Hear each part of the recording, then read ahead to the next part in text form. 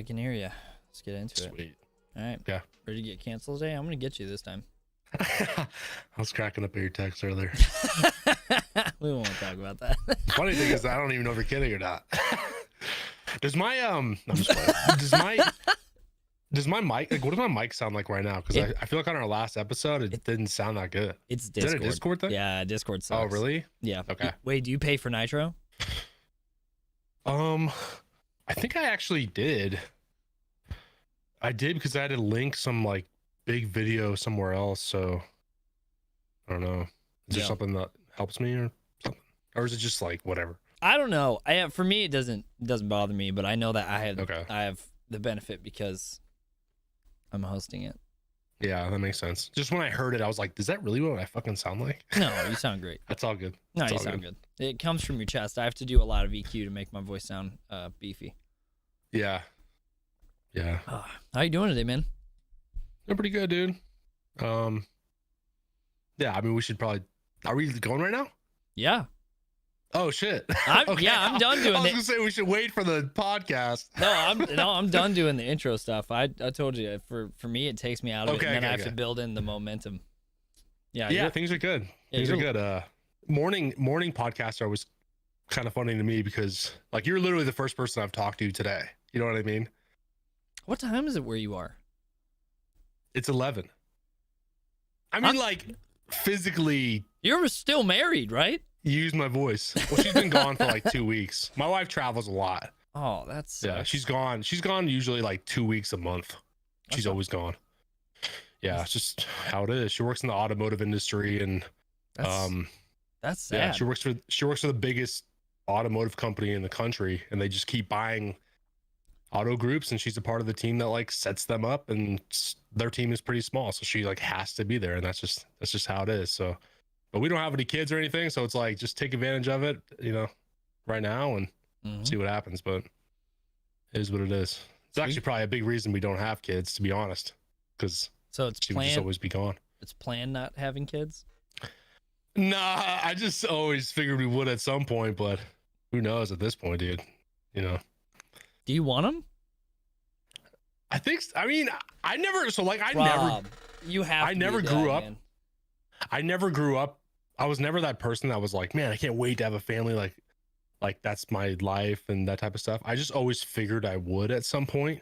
You know what I mean? I know people. I went to college in Idaho, and this girl we had as a roommate, she was like, her dream in life was to have a massive family. And now I think she has like 5 kids. Like that was her goal. You know what I mean? It's a weird goal to me. But for me personally, that was never, that was just never goal. My like dream or anything. I just always figured I would at some point, you know what I mean? But she and I are both so career oriented though. It's just tough. It's like a timing thing, but her being absent is probably the biggest factor for sure. Were you ever that way with anything? Like, did you have something that you always... Because I didn't do that as a kid. I felt like I was the odd one out because I didn't have dream wedding, dream family, dream job. I just wasn't that kid. Yeah. So like, what do you... I just didn't have any of those... When people were like, what did you want to be when you grew up?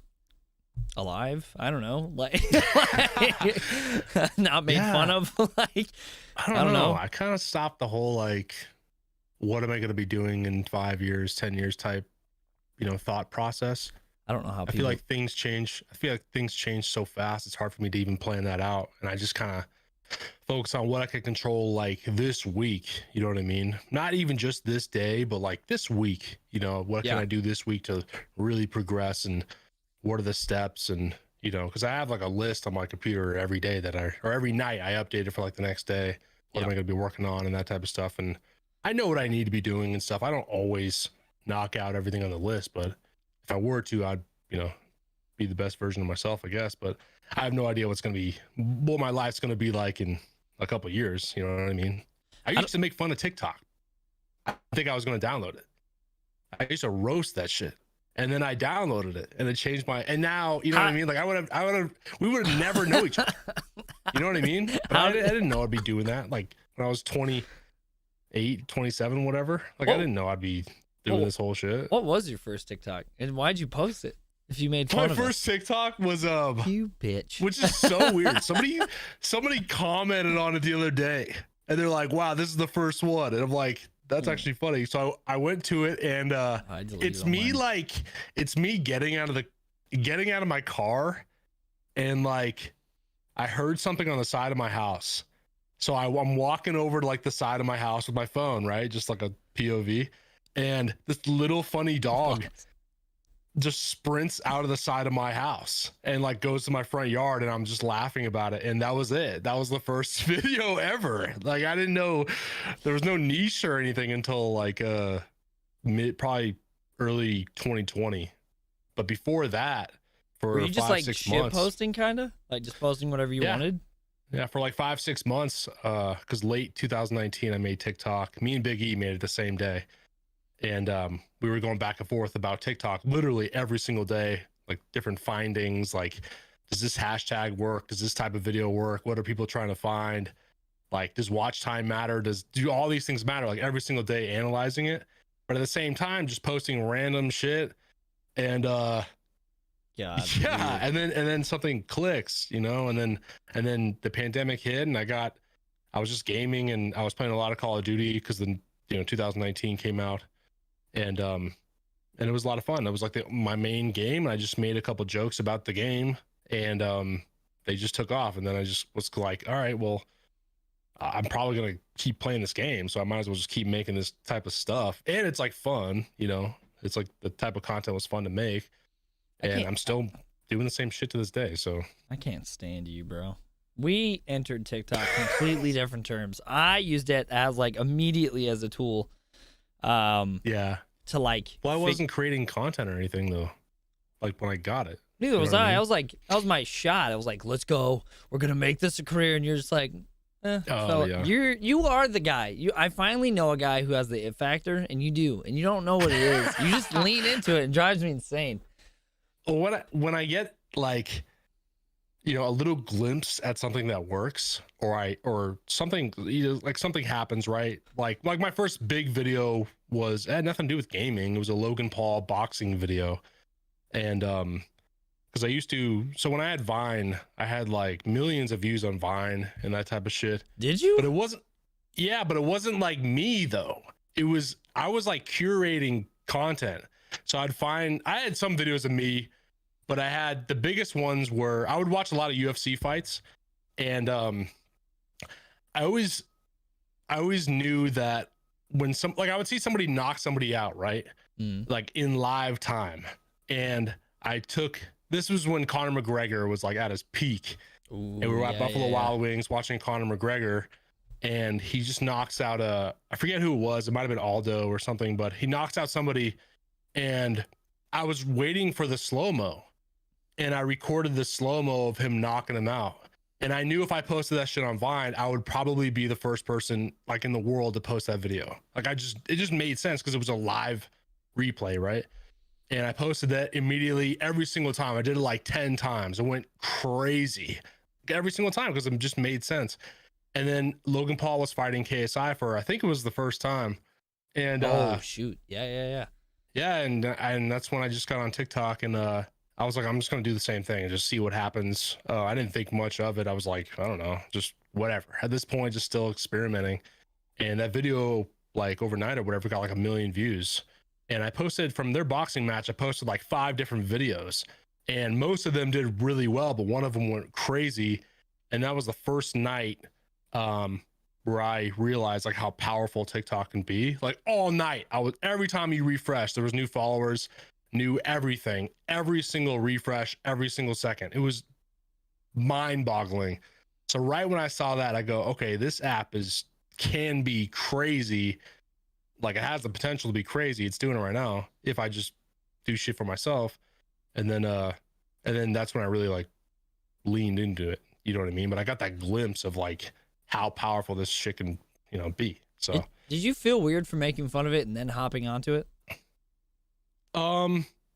Yeah, but that was probably the last time. That was probably the last time I made fun of something like often before I had any experience with it. I think that moment totally changed my mindset on like knocking stuff until you try it. And You believe that about all subjects? I don't know. No. There's certain things that I would never try, but yeah, for the majority though, I see people hating on certain things. Like we'll probably talk about this later, but Halo is a great example. You know what I mean? There's a lot of people that hate on Halo. Shut up, dude. No, listen. Like when Halo players hate on it or criticize it, that's one thing. But there's other people that make fun of it and stuff that don't have more than 10 minutes ever playing it or have never actually played it. And I know they would have fun and stuff. So criticizing stuff like in that fashion, I just don't really do it anymore. I agree. Yeah, like I never really thought Minecraft. I always saw Minecraft. I'm like, why the fuck do people play this game? Like, but I was never like, this game is lame. I was like, why the fuck? I want to know why people play this. And my friend's younger brother plays it. I think he's like 20. And I went over to his house and he's like, dude, this game is sick. And he showed me in his room. And I probably watched him play it for like 20 minutes. He's like showing me how, you know, what's fun about it. And at the end of that 20 minutes, it was, to me, it was still lame as shit. So I now can say that because you know what I mean? Like I could say that. That was not where I thought you were going with that. Oh, it's the lamest. I'm like, when does this get good? Like, why? I just want to know why people think. I've always been like really into psychology and stuff, and I always want to know why people think certain things or why people enjoy certain things, and because there's a reason to them, right? And I want to know what that is. So I thought you were gonna just be like I liked it or something. I thought you were gonna be like, it was revolutionary. I get it now. No, this game still sucks. Absolute cheeks. Yeah, I have no idea. Yeah, worst graphics of all time. Like I just don't get it. Nothing was cool. He's like, yeah, you just get to fight dudes all day and shit. I'm like, dude, I do that in Halo. Like the fighting is better. Like, oh, it's horrible. I've always hated Minecraft. I just don't get it. I felt like the only one because Minecraft, everyone's like, oh yeah, maybe I'll just like go fuck around and play Minecraft. I was like, is that like a weed game? Like you need to go get high before you do that and then like have fun? Because every time I tried the other part of me is like, I wasn't the one actually playing it, so maybe like it's not different. I don't know. Still sucks. I just feel like I've played it and watched it. It's like, isn't that's the biggest game ever, right? Yeah, I'm pretty sure Minecraft's the most played game ever. But like for children, there has to be a reason. I don't know. Yeah, Dream. Dream is that reason. Oh yeah. That makes sense actually, but I want to get back on what you said about Halo, man. We've been playing a ton, and there is an infection. I think deep down everyone still wants that game to be amazing. The amount of people who have seen our clips of us having fun with like you, me, Sooner, Solgob, Deadly, Kiko, and a few others, like. It is wild how many people were like, maybe I should hop on Halo Infinite. I was like, well, are you tired of being miserable playing Call of Duty? Huh. Right. Dude, there hasn't been. I mean, like Warzone 1, there was a ton of content. I just like thought about this right now. But at Warzone 1, there was a ton of content of people like laughing and joking and memeing and like just goofing around and stuff. Yeah. But at Warzone 2, like I haven't personally been seeing that very often and seeing people like, just laugh and have a great time while they're playing it. It's always like I was watching some people's streams last night and they were just like, it just seemed so miserable playing the game. Yeah. You know what I mean? Like they were still playing well, but the expression on their face and everything. And some of them like just started their stream. It wasn't like they were 9 hours in. You know what I mean? It was like they just started, like they like have to get on the game. So like, so they were playing the game and just had these certain, expressions and stuff. And I'm like, this dude's not having fun. So I think when you see clips of guys laughing and having a great time and smiling and whatever, it's like, you gravitate towards that. Yeah. Halo fans also like, I don't think they're going anywhere. No. I think they're just like they all want to see, me included, want to see the game be great. It's like, we're just kind of like dormant right now. You know what I mean? It's not like I'm really left. If they brought everything I wanted to the game right now, I would drop every single thing I'm doing and couldn't play yeah. the game. You know what I mean? I would never abandon it. And I think most people are like that. And the Halo fan base is massive. The player count isn't, but the fan base is incredible. So yeah, I think that's what, and it's different. It's not like a meta game. There's no meta. It's just, you get their shields down, you get a headshot with any gun. Like that. That is it's its own type of ecosystem in a game. And I think that's what kills me too, is like I was able to be competitive with friends and I couldn't stop laughing. I think that was the most I had laughed playing a video game ever, is just cackling and then hearing you get pissed and then turn. You are the big brother of a gaming group of dudes. You're like, Deadly, go after John. He's in the mid. I was like, what is wrong with you? And then you'll kill Deadly, and then you'll convince me to go after Deadly. It's messed up. Yeah, dude, the whole dynamic of how it is, and also like not just the game, but I think the group of guys we have is just the perfect mixture. You know what I mean? It's awesome. So we can all riff on each other without like taking it to a personal level. Yeah, I think that's. And then like even like some of the games we play are super competitive, and then I literally forget about it the next game. You know what I mean? It's like nothing really matters, but it's like it's still fun to compete and stuff. And then seeing all the new stuff in Forge that's way more fun than I thought it was going to be. Bro, when that came out, I was like, I guess my biggest thing when that came out was I didn't know anybody really playing the game. So I was like, I'm not going to just try this stuff out by myself. You know what I mean? It's not fun by yourself. Like, that's a friend's game. And I think, like, I can't, like, Soul God makes a whole map by himself. Dude, that would make me depressed. Because his shit is fucking amazing. It's wild. But the amount that they gave people the ability to just make whatever is huge. But I will say, like, I'm just disappointed. Like even playing that, I was like, this is so fun. Then I just like, and then I got to experience the UI of creating a mode, and I was like, oh my God, nothing saves. Not like I recreated a mode 4 times, didn't save, had to leave, and then come back because the UI was just broken and things were just breaking. I never even tried that yet. It's not. Don't do it. That's why I don't really. That's why you're not gonna do it. The games and stuff, because that stresses me out. It's one of those things. It's just I have a fun time playing, and then the moment it goes to setting up, I'm like, okay, dude, just get me in the game. And then it takes a few minutes into that game to get me having fun. And then once the game ends, I'm like, God damn it, I gotta do it again. I know, yeah. So, but I will say, I don't think it's a younger generation heading into Halo. I think that's our generation. I don't think the younger generation cares about Halo. Like, they're COD. They're more COD and Fortnite, and Halo's like us. Yeah, when I play our custom games, it reminds me of the old days of Halo. If I didn't have an old days of Halo, it'd probably be just a way different dynamic. Yeah. You know what I mean?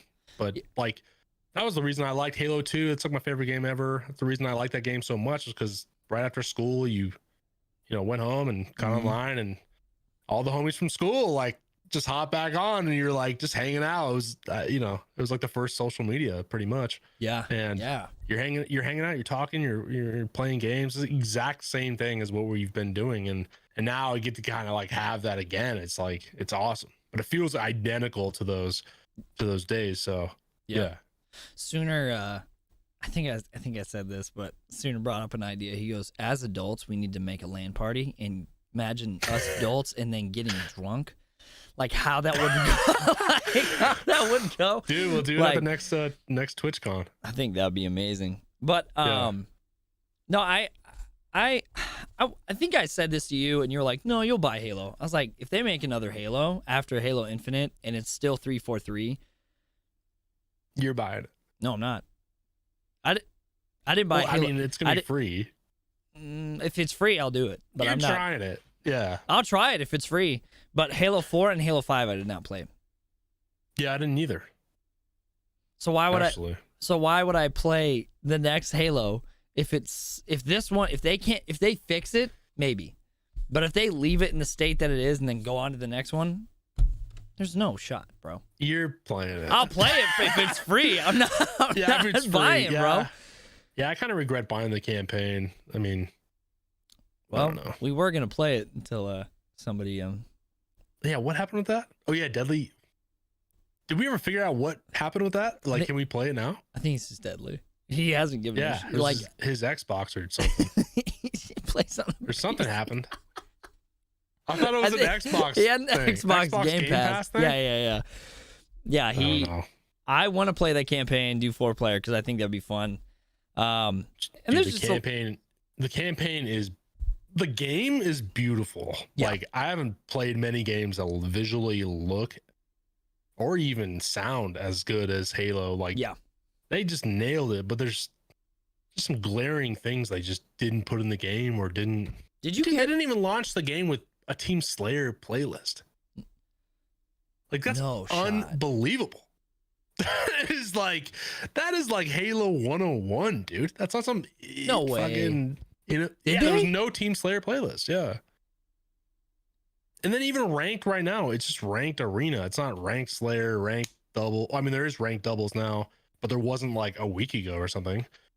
You know, there's no. I don't think there's ranked FFA anymore. I don't think I saw that last time we were on. But like, just no brainer. First meeting. What are we doing? You know, like, yeah. What are we dropping? It's just not in the game. It's so weird to me. But yeah. I would pay a lot of money to be like a fly on the wall at some of those meetings, man, and just see how they actually operate, because we all have in our minds how they go, and that never makes sense.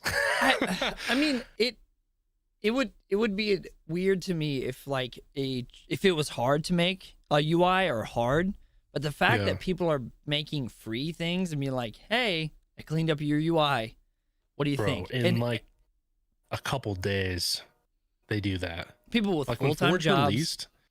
When Forge released, there were guys, I swear to God, they were releasing like a new lockout. Yep. New lockout, in like new Guardian. 8 hours or something. It's that, but that's what they wanted. And I don't think a BR is going to save it. I don't think a BR is. How would they do it? I don't know how they would do it. I think about that all the time. Just the way it plays and everything. Like, I don't know. I guess that's why they have a whole company who works on it. You know, those guys know how it would go or something. But like, there's no way the mechanics are going to feel different. Like, it's not going to be a different game. So I don't know. The last Spartan standing mode just kind of went to shit. That was weird. They like tried though. I just don't get why they keep taking shit out of the game. You're such a fan, bro. I don't, but I mean, like, that's them. Like, I don't know. You see it. I feel like it's like what a smaller content creator does when they put out something and no one likes it, and they're like, "Oh, just joking. That was stupid anyway." Like, they are notorious for calling everything a beta. It's never the real thing. It's just such a cop out. Every single thing is a beta. Season 3 of a beta. Yeah. Well, yeah. I think season 3 starts in March or something. I think the only shooter that's going to survive. And you know what? I'm actually like, I held my tongue, which I think you'd be proud of me, but I'm going to say it on here. The amount of people, I put the people who complain about Twitch and complain about Warzone in the same thing. Yeah. And that's why I think shooters, like, I think it's time to open our eyes that the only way these companies like Halo will ever like fix their stuff is if people stop playing it. As much as it sucks. Well, I think we just kind of saw that because they laid off a ton of fucking people at 343. You know, like, they have these big reports and they have to report to Microsoft, and they don't show having 20 million players and then having, I don't even know what they have now. Yeah. But it can't be more than, hold on, let me actually look 100,000. I don't, right? Like, I don't know what it is. I know the game is on like Xbox Game Pass, so that definitely helps them out a lot. Yeah, but it's not even remotely close to what they used to have. And they have to report that shit. You said 20 million at first, like, on launch. Yeah. Last 30 days, 4,028. Like, across everything? Yeah, everything. Halo Infinite, Average player base last 30 days 4,028. Bro, that's an indie game. Yeah, I'm signing off. All right, good podcast, dude. See ya. Bro, that's so bad. That's so embarrassing. But that has to be reported to Microsoft. You know what I mean? Yeah. What do those meetings look like? Embarrassing. Like, what the fuck? They look Like, embarrassing. what the fuck do you say to that, dude? What was it? Splitgate got like was it 100 or no, it was $10 million. Dude. And they actually made a stable game. Their game was made way more stable, and it was a Halo copycat. And it looked dope. It looked like, good. Their cosmetics and like their store and the stuff you could earn was like fucking sick. Like, that game was awesome. I remember Lucci got like a sticker. Yeah, right? He got like a straight up like yeah, he was like in the game and shit. Like that game was their rise was crazy for like a month. Like that was the Halo hottest Infinite shit came ever. out. Everyone called it. Like as soon as Halo comes out, it's dropping. Yeah. And it did. Well, and at that point, I think something else was asked too. I think what year was that? Was what 20? Was that last year? Or was that 2 years? No, that was 2021. Was it? Something was wrong with like Call of Duty as well. Oh, like, it was. People were like done with Call of Duty. They're like, fuck this. I forget what it was, but yeah, Splitgate blew up, dude. And then it ended, I think. I don't even think it's a game anymore. Wait, am I wrong or something about the active players? Hold on. Oh, current live is 20,000. Oh, okay. Never mind, I messed that up. What are the Twitch viewers on Halo right now? Let me check. I guarantee it's. But I'm also like about 900 probably. I think once I stopped streaming those games, I stopped watching them. I don't care about watching competitive shooters anymore, unless it's like an actual competition. Like it's just definitely a thing. Right. Right now there's 1.4 thousand viewers. That's actually like twice as much as I usually see that. It's coming back, baby. No, it's not. It is not. Fuck. I think people's excitement for it is. I think that's dude. I mean, you know what I was thinking? Is there any other groups of content creators like our group that are playing this shit right now and like posting stuff about it? And I mean, we haven't really done much, but I'm gonna put out like a long form YouTube video probably tomorrow, maybe tonight, on the other night when we were all playing. And then I have like a TikTok I'm gonna post tonight, but like posting content and stuff like that, like people with like, you know, platforms and stuff. I think we could, I don't know if I'm just being like super hopeful, but I wouldn't be surprised if we could make it so like not bring everyone back, but show people that it's fucking fun. Like at least try it out again and see what you can do. Like the clips I'm about to post a clip later today on Twitter.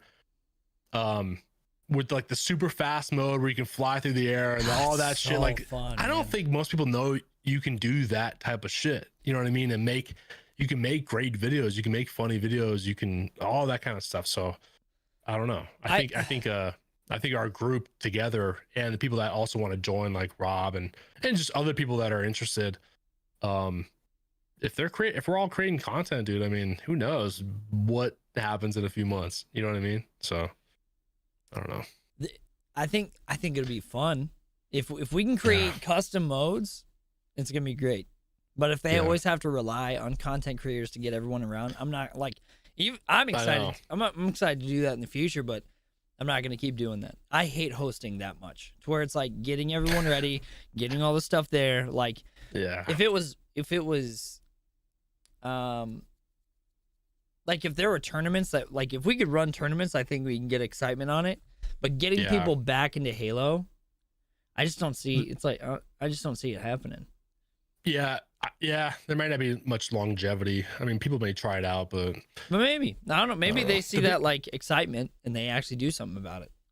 Yeah, but I guess I'm speaking more to like people that are already Halo fans that just kind of left. You know what I mean? Like getting them more excited. Oh, but they'll come back. But just some kid that's never played it, like, you know, seeing me fly around the map and all that, like, he probably doesn't even know if that's like a normal if that's normally how the game is or not, you know what I mean? But but somebody that used to play Halo back in the day, they see these clips of people having fun and shooting and stuff, and you know, these forged maps where they're like, what the hell is that? You know, they may come back for a little bit, but But yeah, if there's not really an incentive to play a game, really, like you don't earn anything or whatever. I mean, it's hard to stick around, dude. I don't know if they're greedy or they're just stupid with putting it out free. I think you should have. I think this is why I have a problem with like free to play services, and then you make everything else expensive. Yeah. Make me pay $60 for the game multiplayer. I will do it. Just give me the cosmetics that I can customize my guy with. Let me earn that. Dude, the fact when I clicked in and the colors of the armor were locked behind a season pass, colors, man. Yeah. That's ridiculous. Like that. Or the worst is when you finally unlock a skin and it's like a dark blue skin. Like it's nothing like you should have had this from the beginning. Like this is not like no one's working for why would I ever want this? You know what I mean? It's just such a worthless thing. It's not some cool shit. There are some skins that are you see them and you're like, oh shit, I really want that. Like that's sick. Or like a BR skin or whatever. Yeah, but there's a lot of them in the game, dude. There's dark green skins you can unlock. Like a dark green Master Chief? That doesn't even make sense. Yeah. Fuck. And they expect people to like invest their time into that. It's so crazy, dude. I think the least they could do is give us that shit. Well, I think I got excited. The team skins make sense. I like that. Always put that in the game. Sick. I bought I think I bought 3 of them. Yeah. Now they're dope. And then I also liked watching Halo competitive. I liked watching that a lot. Yeah. But I think I got excited because when you're passionate about something, it literally is like a virus. It spreads. Yeah. Like people coming out of the woodwork talking about a team that I know they don't give a shit about. But because it was Halo and there's something rising, they're like, oh my God, this is sick. And there's no trick shots. There's no nothing gonna be happening unless they pick up a sniper. So it's just basically above average dudes doing stuff that we could do, and it felt like we could participate in stuff like that. Yeah. Well, like, I mean, you are participating in the same game.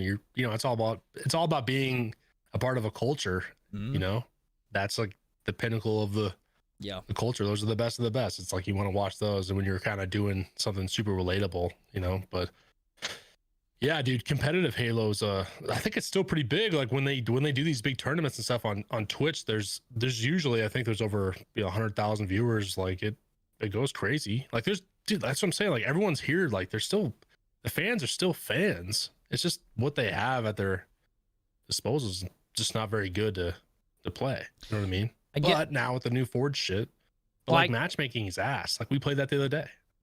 Yeah. You know, one mode where you're like invisible with the sword, or what was that? I don't know. That was never fun when we were playing. No, there was not even a glimpse of enjoyment. I think, and that's been in the game for a while. There's no way. I think that's actually a ranked playlist too. It's just weird decisions, man.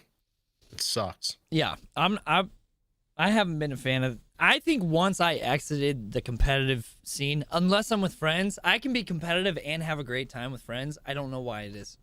I don't get it. Yeah. But the moment I'm competing with friends against the enemy team who I don't know, I hate it. I can't do that. Bro. Yeah. I don't know what it is, and I don't know if it's just the online matchmaking and what they put us like. They'll put us against one handicap team that looks like a guy's playing with one hand on a controller, and then the next map we're like going up against FaZe Clan or like Optic or anyone else, and just figure it out. Crazy. But I think it could come back. I have a hope for it. I think if anything, out of what we do, like I still want to make like fun content around it and have us do stuff with like custom games or anything else like that. I think if we have the ability to control the settings that it's in, I think it can do really well, and I think we can make a good time out of it. Yeah, dude, I haven't had a time like that, like a fun time like that, playing games, and I don't even remember when. It might have literally been the last time we played, like a year ago, doing ranked. Ranked? No. Like the first ever ranked grind. That shit was so fun, dude. It's fun for you because you got Onyx. in like 2 days. Yeah, but like, I guess what I'm talking about, maybe not just fun, but that feeling of like looking forward to doing something and oh yeah, and thinking about that all day. Like, dude, I can't wait to get on and like play this and like do this and stuff like that. Like, I haven't had that since literally like I think that ranked grind. Like, I've gone weeks, I've gone over a month without playing Warzone, and like I don't care. No. I never think about it. Yeah, I'll play it. I'll only play it when like the homies are like, "Yo, you want to play some Warzone?" Because you get on your. I'm mainly just hanging out with some people, and we just happen to be playing a game. You know what I mean? I'm not really that invested in the games. I think that was different for me too, is because you do it for the hangout mostly, but seeing you invested in a game and seeing how that changes your mood, because there's a difference of like just talking and like we treat it like a phone call, but when you're actually in the game, it's funny. It's so fun, bro. Yeah. I've also never seen you like make excuses. That was great. Wait, what? Called me a cheater like 90 times. I mean, you were cheating. Oh, okay. For anybody watching this, John is the cheesiest player you'll ever play with. Dude. I ninja'd you twice while you had an overshield. I knocked your ass out. We'll have a game mode where we all pretty much agree that it's like a BR only mode or whatever, like a sniper only mode or whatever. And then you'll see John with a sword. When? Every fucking time. When have we ever said we're not picking up any other weapon? Or you'll see John like such a bitch. Every time you kill him, he's like running towards the shotgun. Like he never just does what everybody does. Like you were in a Banshee in the snipers game, right? I think probably. It was me and Deadly. Yeah, well, yeah, it was you. Yeah, so there you go. Me and the Christian. That's just how it is. So. Yeah. I did want to talk to you about something, because this is the first time I've followed you on social media. I don't think you've ever posted anything negative on your posts, unless you're like talking to whoever, like subtweeting someone, be like, I don't understand why you'd be such a bitch on social media. Couldn't be me. You've never like said that word for word, but did I say something? You posted something kind of sad. You said, my self-esteem has been a roller coaster as of late. I'll have the utmost confidence in my abilities 1 second, then imposter syndrome hits 20 minutes later. It's weird. Not even really sure how to cope with it either. Is that new for you? Like just feeling like that? Yeah. Or is that the first time you posted about it? It's pretty rare. Yeah. But yeah, it's just how it's been. The start of this, the start of this year has been kind of weird for me. Like it hasn't been a very like I haven't had a feeling of like, wow, things are going like super well. Like I had a stint last year where like things were going crazy and like whatever. But then this probably from the start of this year, I just haven't had that feeling, that same feeling. So it's like you get in your head with certain things where you're like fuck, like how do we get back to that point? You know what I mean? I'm pretty confident though, for the most part. I guess there's some times where you don't feel very confident, right? That was the point of my tweet. But I've usually subscribed to the notion of if I can achieve something once, I could do it again. So I had, like I said, I had a crazy month last year. I think it was July. I had like, what was it? I think it was 18 million views in 1 month on YouTube.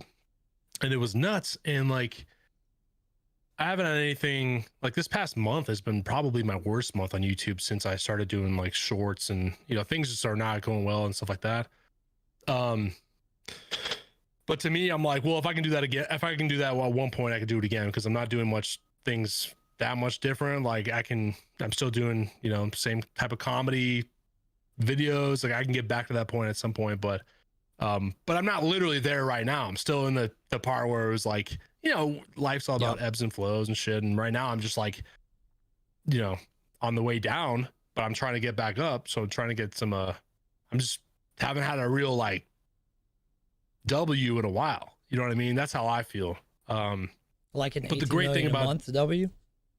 Huh? Like an 18 million in a month W? Or just like, yeah, like, I don't know, just really anything like that. Like you see these certain charts and you see the fucking graph going down and that type of shit. Like TikTok's been it's been okay, but YouTube is like the thing I really care most about. There it is. And but then what's really weird though is because I don't know if this made me feel better, but it kind of, I guess it kind of relieved some stress or something. But my YouTube, probably in the beginning of December, I was like posting, and I noticed like some really weird things happening with the platform and stuff. Like my watch time was like literally like a third of what it used to be. Like it was crazy right off the bat, because you notice these certain things when you post a video that they happen every single time pretty much. Like it takes X amount of time to get an X amount of views, and you know if it's going well, and you know these certain patterns.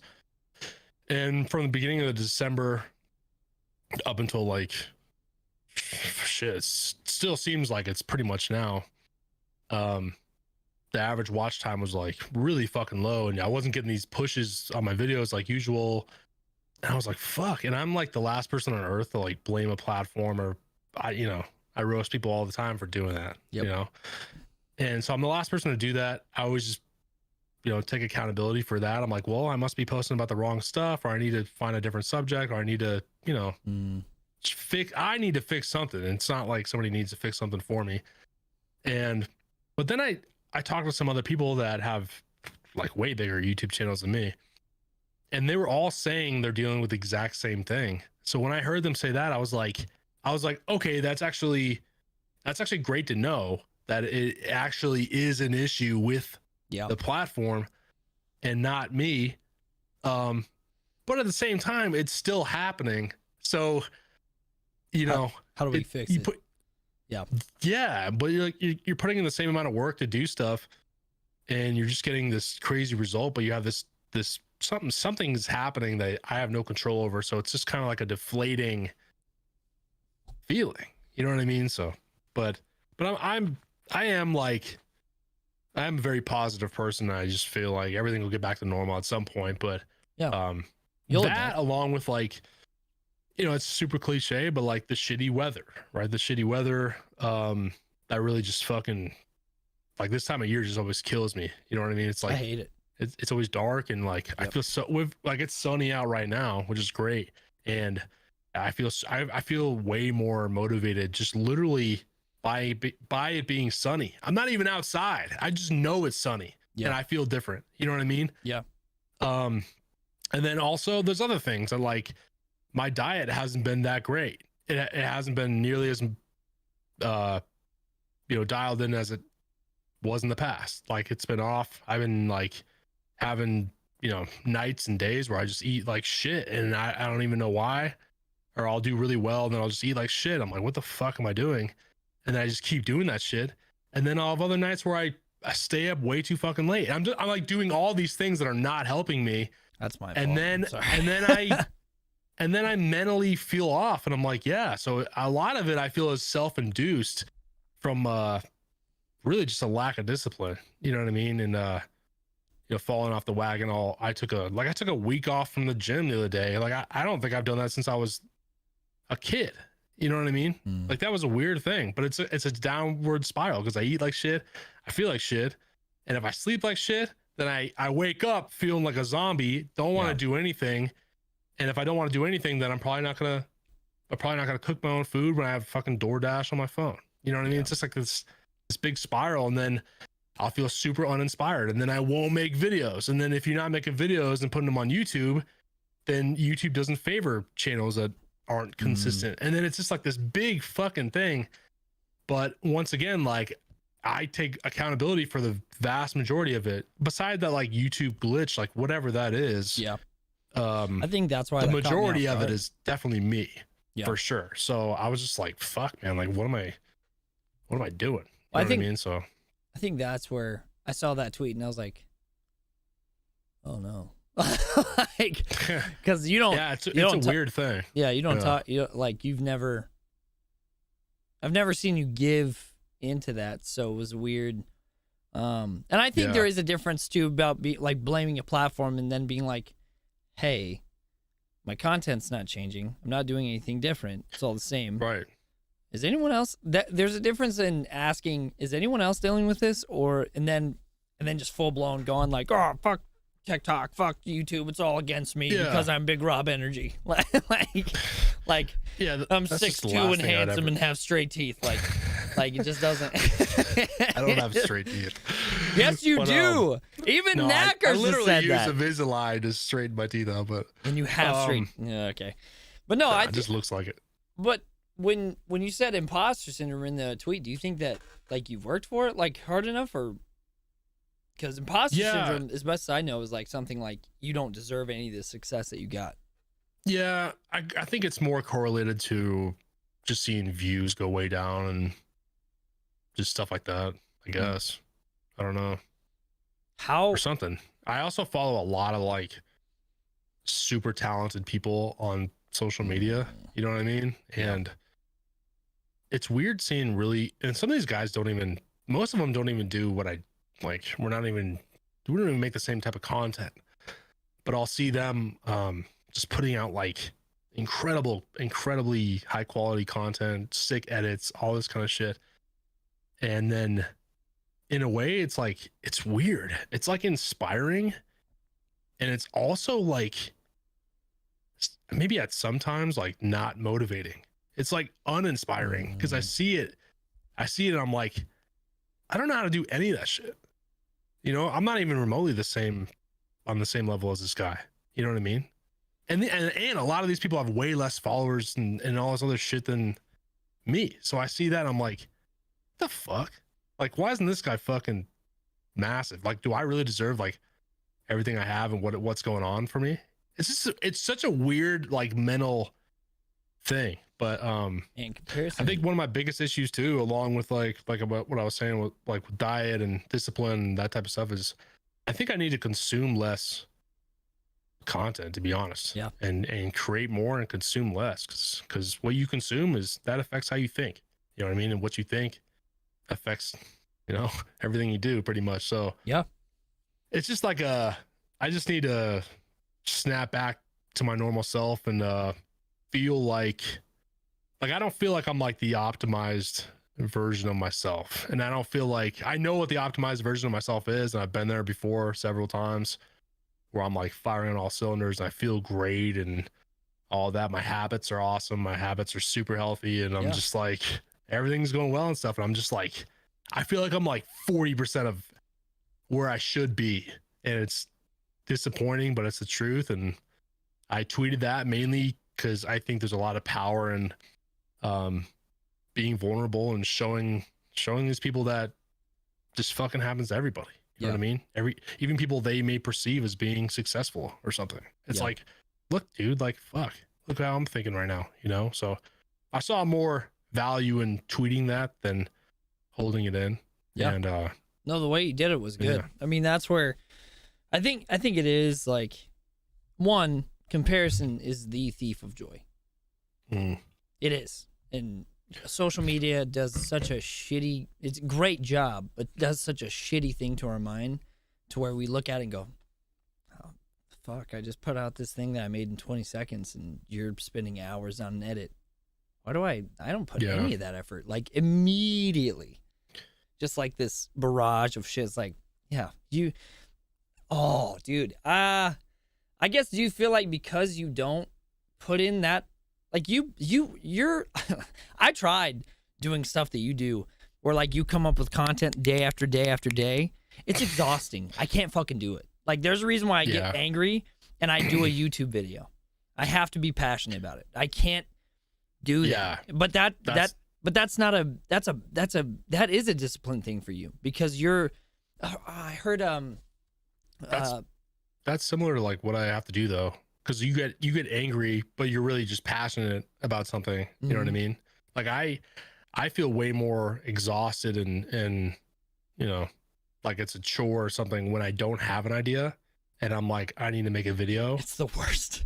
It's the worst. Well, it's way fucking harder. But that happens when I'm not really, like when I was playing Warzone a lot, I would think of jokes. I would think of fucking 5 jokes a night. You know what I mean? But I took a few weeks off because I just don't give a shit about the game. And then I'm sitting around like, it's just way different. You know what I mean? But I would like the process of trying to come up with an idea when you do not have one. I'm just sitting here like, all right, what would people think is, you know, relatable? You know, what's relatable, what's funny, whatever. What can I think? Yeah.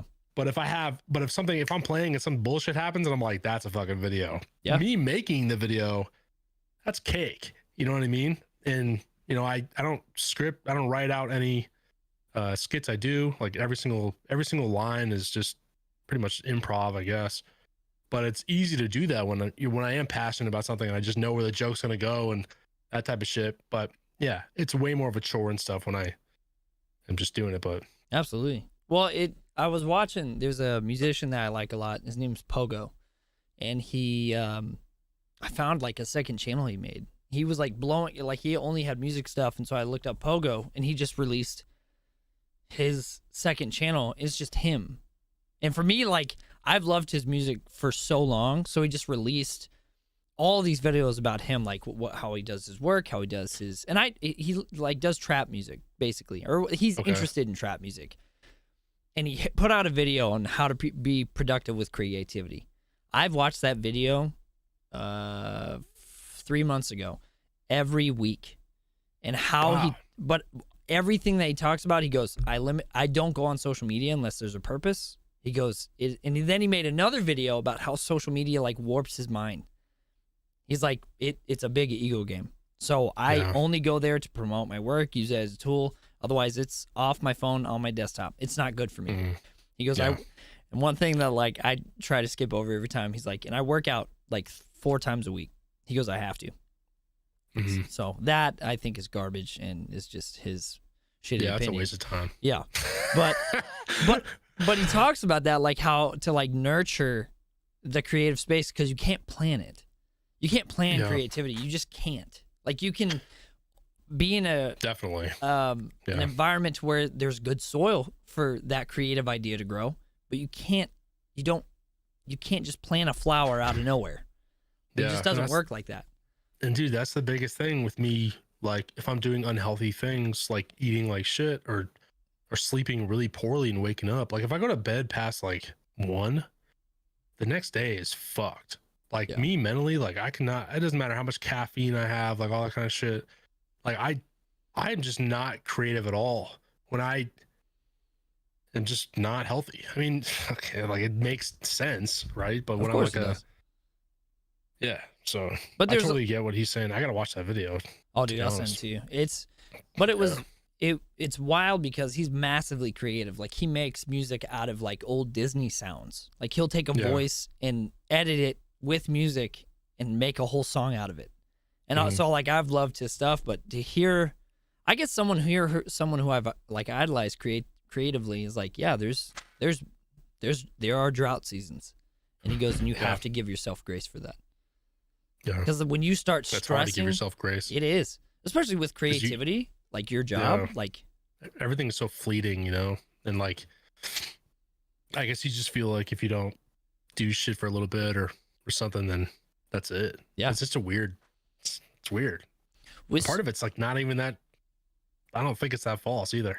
You know what I mean? Like, yeah, I don't think it's as exaggerated as some people think. Yeah, but at the same time, like, yeah, dude. I mean, you know, it's very well known. Like on YouTube, if you're not consistent, then that's like step 1. Yeah, you know what I mean? Yeah, you have no chance, really. So well, that's why I feel bad for streamers. Like I'm wanting to move over towards content, like posting videos and shorts, and I like live streaming, but I also like found how to do that. Like I remember sending you that message, dude. I was like on the verge of crying because I was like, I got it. Of when I was like figuring out what I'm doing with my live streams, videos I'm gonna make, and like shorts. I was pumped. Dude, that got me pumped. I actually saved that message. Delete it because it was like fucking awesome. It's mine. You can't use it. Delete it. No, I was like, well, I just haven't heard somebody like that genuinely, because it was like, mine. Excited. Like when I see people excited or hear people excited, like really excited, like actually, that fucking fires me up, dude. I love that shit. You know. Well, I think. And we've talked about it a little bit, but I think that's where I was getting so disappointed because everyone was leaning into their own thing. Or it looked like it, at least on social media. Like they were enjoying playing Warzone, enjoying playing Battle Royales. And I was like, I don't, man. I want to have a good time with friends and enjoy some The game I'm playing right now, Final Fantasy VII, is the cheesiest JRPG. Yeah, I saw you playing that. I wanted to playing it like last night or something? It's horrible. It's so bad. Yeah. But I know like I can make good sword. content. Yeah.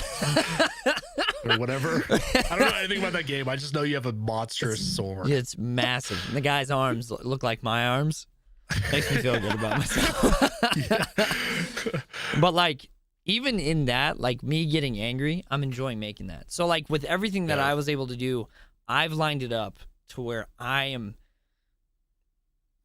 doing something that I like, and I don't feel like I have to copy someone else because I don't want to reach that same audience. I think I also like had to get out of that slave mindset of like, I have to go live, otherwise they'll forget me. Because that is real. That's why those streamers, oh my God, with the whole ad incentive of stream 178 hours, most of them do that. For like $100. So crazy, dude. But that's Twitch, like that. Like Yeah, for some people, there's no alternative. No, you know, like you have to do that. It's just wild. And you, but, fuck, when you also posted, and I think it just goes into self-worth, but you also posted a whole thread, or you retweeted a thread that was like self-worth with brands, and like it was like seeing some of these replies is wild to me, like how little y'all would charge for your stuff. Yeah, and then you start, like, she was like, what should I charge for a ad or whatever? Dude, because I got a manager back in June of last year, and we got way more into. I've seen so many deals come through. Like I get emails like every single day. Like 95% of them are ones I would never do. Like, but you see them, and there's a lot of negotiating and numbers and all this kind of stuff. Yeah. So I've seen what is possible, and to see these people that I would imagine none of them had somebody handling the negotiating for them, but they were like, there was a girl in there with she had fucking 900,000 TikTok followers, and she was like, yeah, I charged $200 for an ad. Like, that is fucking mind. I saw that and I'm like, dude, she could literally charge 15 to 20 times the amount, and these big companies wouldn't bat a fucking eye, dude. They'd go, okay, cool, all right, we'll do the video next week. 20 fucking times what she's asking, and she goes, yeah, I'll do it for $200. These companies are probably fucking popping champagne at the building when she said $200. Are you kidding me? Dude, let's do 30 ads with you then. You know what I mean? But like, she's fucking. But I saw these replies, and I'm like, this is actually crazy. I thought people just kind of knew how this went. I don't even know why I thought that, but But then I saw that, and I'm like, it's all making sense now why there's so many low ball offers. I got an offer from a company. I don't even know if I should talk about this, but I got an offer from a company that is super dope, and it wasn't even remotely fucking close to what like I wanted and what we asked for, and they weren't willing to move or anything. But they're fucking dope. Yeah. So the vast majority of people are willing to sign with them for basically nothing because they're so sick and because they're so desired. But to me, I'm like, I'm just not doing it. There's no way. You're getting so much more out of this than me. This isn't even remotely a partnership. You know what I mean? And that was like heartbreaking. And but that's just the whole thing not many people know about or ever talk about. Money is a weird thing to talk about. But money's a weird thing to talk about with content creators. As a wedding photographer, I charge like $5,000 a wedding. Yeah, and you should. But that's low. That's low for wedding photographers. The average is 6,000. Higher up is around 9. Fuck, I don't even know what. Dude, I don't know what we paid for ours. Entering into content creation, and this is what I think I found out, is your worth is dictated on what people are saying you're worth. Yeah. At least that's what people believe. Because there's a reason why she thought that 200 would be nice, and I promise you had something to do with how much she makes on stream, how much either people have gotten in her ear, be like, I'd kill for $200 in a chair. Yeah. Like, I'd kill to Yeah. make $200 a day for your job. And then that starts to like seed in, dude, that's why like I put out today, I was like, hey guys, let's start a new thing where we uplift our friends. Like say, hey, this is really good content. I really like it. You've done it on every single one of my vids that I've dropped. You're like, this is you. This is your bread and butter right here. Yeah. Every single dude, one. I would never go out of my way to text you that if I didn't think that. But there's, what I mean? but there's also people. Isn't it crazy how that's like a new thing you're trying to start? Friends hyping up your friends. Like what the fuck? But I don't know what it is. And I think so weird. But I see sarcastic people do this. Like somebody, they'll rib their friend publicly, and like they'll drop a new video, be like, "You couldn't waste like another." And I saw like word for word, I saw this comment on one of my buddy's videos. One of his friends, who's another content creator, was like, "You couldn't like pay an editor to make this look a little bit better." LOL. I was like, that's the first comment that people are gonna see. That's the first thing that people are going to see. Your job as a friend, dude, is to help your friends and to be there for your friends. And if you aren't doing those two things, like you're either helping your fucking friends or you're hurting your fucking friends. You know what I mean? It's like the same thing. Like every day, you're either getting better every day or you're getting worse every day. There's no in between type shit. And every single thing you say to somebody else either helps them in some way or it probably hurts them in some way. So to say something like that is not a friendly thing to do. No. And if somebody did that to me right away, I'd go, all right, that's the type of person you are. I already know that's not how my friends should be. Yeah. You know what I mean? And the friend group I have right now is the complete opposite of that person. And I couldn't ask for a better group of friends. And I value it a lot. And it killed me, dude. One of his first long form videos, first comment, couldn't have paid an editor to make this a little bit better. Hey man, why don't you just like the video? That's so fucking annoying, dude. That's hurts, man. Like I think that's where. That's just sad. But that like goes. That person read that tweet and was like, "Yeah, this is a good idea." I think the internet's mean enough. Like the internet is ruthless enough to have strange. Like Rob posted. Rob posted. Bro, and that person knows probably how hard and long 100%. It is to make a video. You know what I mean? Yeah. Like that's so annoying, dude. I fucking hate that. I don't know who that is, but I fucking hate that dude. Fuck them. No, it because like dude, the fact that my dad. So I told my dad, I was like, hey, if a short comes up on your thing, just like it and comment something, and it helps with the algorithm. He goes, with any short of yours? I was like, yeah. He goes, okay. Immediately he sees a short. It's like me, like. It was back when I played Warzone, and I, like, killed these 3 guys when my friends were down. He goes, that's my son. And, like, I'm used to my dad, which my dad's super uplifting. Like, he's just that guy. And I, like, showed it to my buddy. I was like, my dad's cool as fuck. And he goes, I would give anything to have my parents' support like that. Yeah. And just having that is so... I didn't know how rare it was, and then I like started getting into like content creators who like they defend their shitty public persona by being like, "Oh, I'm just being sarcastic with you." It's like, no, like I haven't seen a positive thing come out of your mouth about my content. So what am I supposed to build that off of? Yeah, right. Like I think. At what point are you not like that? Mm-hmm. Like, and at what point are you for me? Like what? Like. And you enjoy always being like that? Like maybe like 10% of the time? I can't do but that. You have to. Yeah, dude. I've always said that too. Like when you like when my friends like roast me, right? Like when you and I, great example, like when we play Halo, for example, like we just joke with each other and all that kind of shit. Like I don't mean anything I say, whatever. Right. But if somebody else, or if I. Like if somebody, how do I say this? Like before you roast somebody. If any of you little creators come at me, besides John.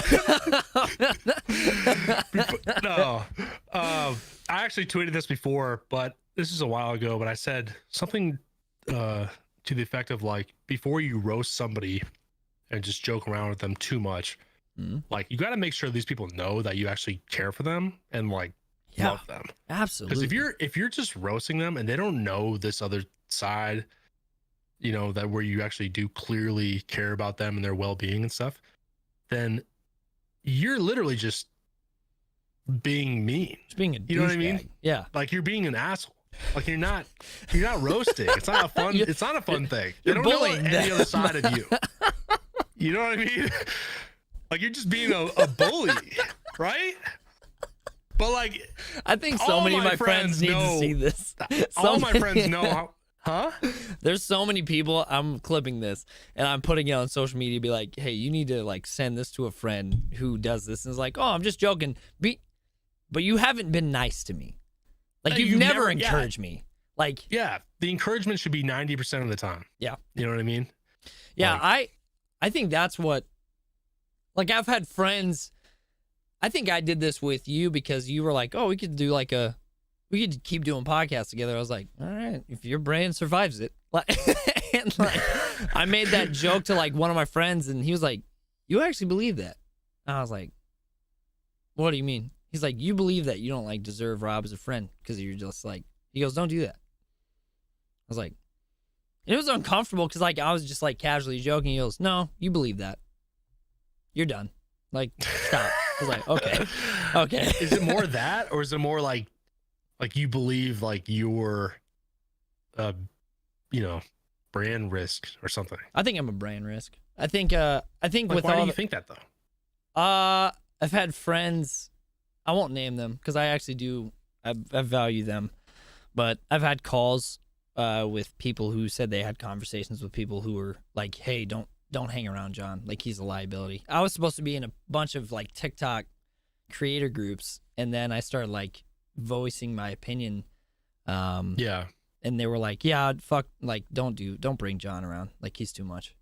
Like he's too much of a risk. And so like I'm seeing now the groups of those people and I'm okay with it, but it just felt like high school all over again. Like, yeah, I could see that. I mean, and so I think that's also something you could definitely change.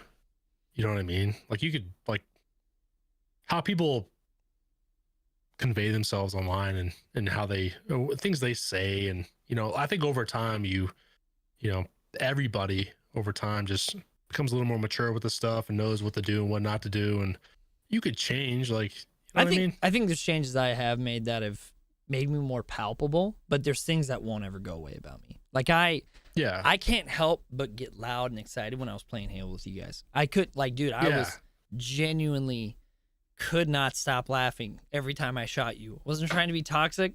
It was just fun because, like, it is fun. Yeah, it's funny. Like, yeah. But don't ever change. Don't ever change that. Yeah. But like, not just you, but like people in general, some people have like no forethought before they say something or tweet something. You see that all the time. They don't think about like the repercussions, or they don't think about, what is this? Who could possibly see this tweet? Like, you know what I mean? Yeah. It's not that important. It is important. Like the brand deal you've always wanted. One representative might see that. A friend of somebody at a different company may see that. Like, you don't know what those repercussions are. People just do not have the forethought a lot of times. Yeah. But I think over time you can, through just maturity and experience, which you have now, it's like and other people you would hope have now, they can learn that and, and change a little bit, but their core personality and stuff, like your core personality is great. You know what I mean? Like I wouldn't be doing this shit with you. I wouldn't be doing anything with fucking you if I didn't truly enjoy you as a person. So, definitely don't change, but just change. Tweet crazy shit, I guess. Oh, I've stopped doing that. I got made fun of enough. You never really do that. I don't see it. You don't see it. There was a time. Maybe I don't see it. I'll do some research after I didn't mean to, man. I just got real lovey and I was like, man, I love colored people. And they were like, John, delete the tweet right now. I heard about that. You were talking about that somewhere else. I was you were on someone's podcast or something. Yeah, I was so. That was a straight up mistake. Yeah, I made it. Yeah, absolutely. But then those people who were like, John's not a good guy, and they're like, John's a horrible guy. Yeah. John, yeah. But no, I think I think being around you and Sooner are the people I've talked to about it mostly. And I think Deadly too. I think Deadly Dill does a good job holding his tongue. One, because he's super gentle. He's like a gentle guy. But I think there's, I don't know. I want to be aware of what I say right now because I don't think everything's as black and white. I think I experienced that with the Hogwarts Legacy thing. Like I see both sides, and then but at the end of the day, like it's so fucked up to throw a full fish net and be like, everyone who's in this net, they're all horrible, terrible people. It's like that's easy to do. That's so easy to do. It's like saying all Warzone people are just homophobes. No. Okay, all Apex people are whatever. No. Okay, all Valorant people are whatever. No. Man, that's so easy. Like blanket statements are like one of my biggest pet peeves, dude. Yeah. I fucking hate that shit. Like, yeah, one little thing happens and you just generalize the entire group, like millions of people. It's lazy. Like one dude. It's crazy, dude. It is lazy, but it's just like lame. I don't know. I just hate that shit. I think it's also good for impressions. Like I do have to be. That's one of the things that like I've thought about, like tweeting something, and I was like, man, all of these effing blah blah blahs are so this. And I know if I tweet that out, I'd get likes and a few comments, and people would be like, yeah, they're all the fucking same. It's like, okay, gotta be different. Gotta be different. Can't keep doing that shit.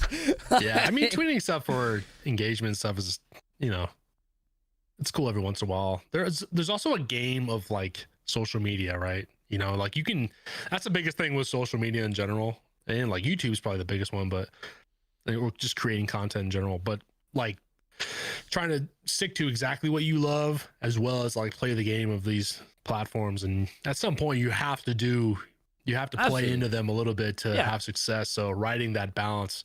Some people go way off and they just do whatever they want and they don't even, but they never get the numbers or the results or the reach or whatever because they're just doing what they want. Yeah. And then some people just do the game so much and they crush it, but they're not even doing remotely what they want. So it's like trying to stay in the middle is like the biggest challenge, but it's hard.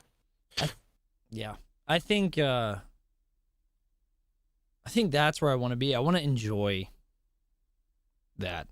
And even if it means that I bite my tongue, and I've also been blocking people who like just start fights with me. Cause I know if like in the wrong time at the wrong day, that one person will start a fight and I'll just like go off, and I don't want to do that anymore. Like I've just been like, I'm done. Like you're blocked. I don't want to hear it. Not because like I can't handle differing opinions. There was a guy who said my Hogwarts Legacy video was hypocritical because I posted, there was somebody who thumbs down my Hogwarts Legacy video because I was like, oh, this is cool, because it was like 1 out of 10 and he put a thumbs down emoji, and I was like, hey, keep crying, and it was like the graph shooting up, and then somebody goes, this is a bit hypocritical. This is on Twitter? Yeah. And I was like, what? That I'm like defending myself against some bald dude who always comes at me all the time unprovoked and thinks like we're buddies. You know, I just doesn't have anything to do with you. He was like, no, I think it's hypocritical that you say like people use marginalized people for views and clicks, and yet here you are showing a graph of how you're getting views and clicks. I was like, I'm doing it to show that I'm happy about my success. Nobody is being taken advantage of in my Hogwarts Legacy video. But he was respectful about it. He was like, I appreciate the conversation. Like we talked a little bit more and he was like, I appreciate the conversation. It's like, absolutely. That I will have tons of patience for. The moment they start like doing condescending bullshit over text and like, dude, I'm done. Block. Like, enter in with equal respect. I mean, it's the internet and nobody owes that to anyone. But if you want my conversation, you have to. I've noticed that. Like, the best way to go is just to speak mainly in facts and less emotion. You know what I mean? And not having, what is it called, ad hominem attacks. I think that's what it's called. Yeah. Or pretty much like you go outside of the facts and you just call someone like a fat ass or something. You're like, wait, we're not even talking about the right. What are we? You're just insulting each other now. Just being just stupid shit like that. But yeah, dude, negative shit can definitely fuck you up sometimes. Like I remember the only thing I ever get mad at, really, if you really want to piss me off, is attack my character and not really like you can attack my content and say this is dumb and this isn't funny and that shit all day. But the moment somebody tells me that I probably don't know them very well, but they tell me that like, or I see them talking about me or something, and they're like, yeah, Rob is like this, like as a person, he is like this. When I know for a fact that's false, that fucking pisses me off so much. Like the other day, actually not the other day, it was probably like a month ago or something. I woke up to, where was it? I woke up to something about somebody said I was lazy. And I woke up and saw that. And the rest of my day was fucked. I haven't been that pissed in so fucking long. And the reason I was pissed is because I know this person they were legitimately like serious when they said it. I forget how they said it, but they said it. And I was like, everything because you know what you do, you know, behind the scenes and how much work you put in this stuff. Yeah. And when someone said that, dude, I was like, being told you're lucky is like the craziest fucking. Ooh, lucky? Yeah. Yeah. No, well, lucky and lazy. Yeah. Or no, they said I was lucky. That's what it was. It wasn't lazy. It was lucky. They said I was lucky for everything I have. And the views and stuff I've gotten, the views and the numbers and stuff I've gotten is due to luck. And I was like, repeated success is not luck. That's calculated. Yeah. You're calculated. Sure, maybe maybe one video luck, maybe the algorithm grabbed it and did that, but repeated success is calculated. Yeah. Yeah, that was just such a. Oh, dude, it's dumb people, man. And that's what I hate about being so like this last 3 years, I've been on the internet as a job. Photography, Instagram, like I was around other photographers. They're not really that dumb of people. You have to be somewhat smart to understand a camera. Somewhat. Definitely. Yeah. Not fully, just a little bit. If you're really good with tech, like you're probably pretty intelligent for the most part. The amount of idiots that are on the internet and that your content just goes out to, bro, I didn't think some of these people were real. It's pretty crazy, dude. Dude, they're real. Like they believe what they're typing. Yeah. You know Jayhawk? Oh yeah. I love his stuff. So he had a I think it was an Instagram reel or something. And somebody was just talking shit on a post. And they were talk about going back to like having zero forethought of what you're saying and what you're doing and like the repercussions and like that. This company Instagram talked shit to him and just said something about like no fuck, I forgot exactly what they said, but they talk some shit and he responds, he's like, next time you talk shit, make sure you're not on the company's Instagram account. Oh, no. Dude, I mean, it was like a really small brand, but it was like a probably a 20-year-old trying to start a brand. He had like some shirts and like he's straight up talking shit to people on the internet as the company. It's like that's the best way to get blacklisted. Brain dead, bro. No, yeah, that's idiotic. Oh my, just unbelievable. And I have to like hold my dude. I watched like today.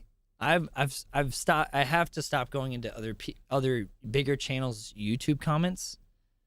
I can't do it anymore because I get angry because I was watching the Andrew Schultz podcast and Andrew Schultz said a joke. Obviously, comedian. I don't know why you'd be subscribed to the channel and shocked. Maybe you just got offended one day and watched it.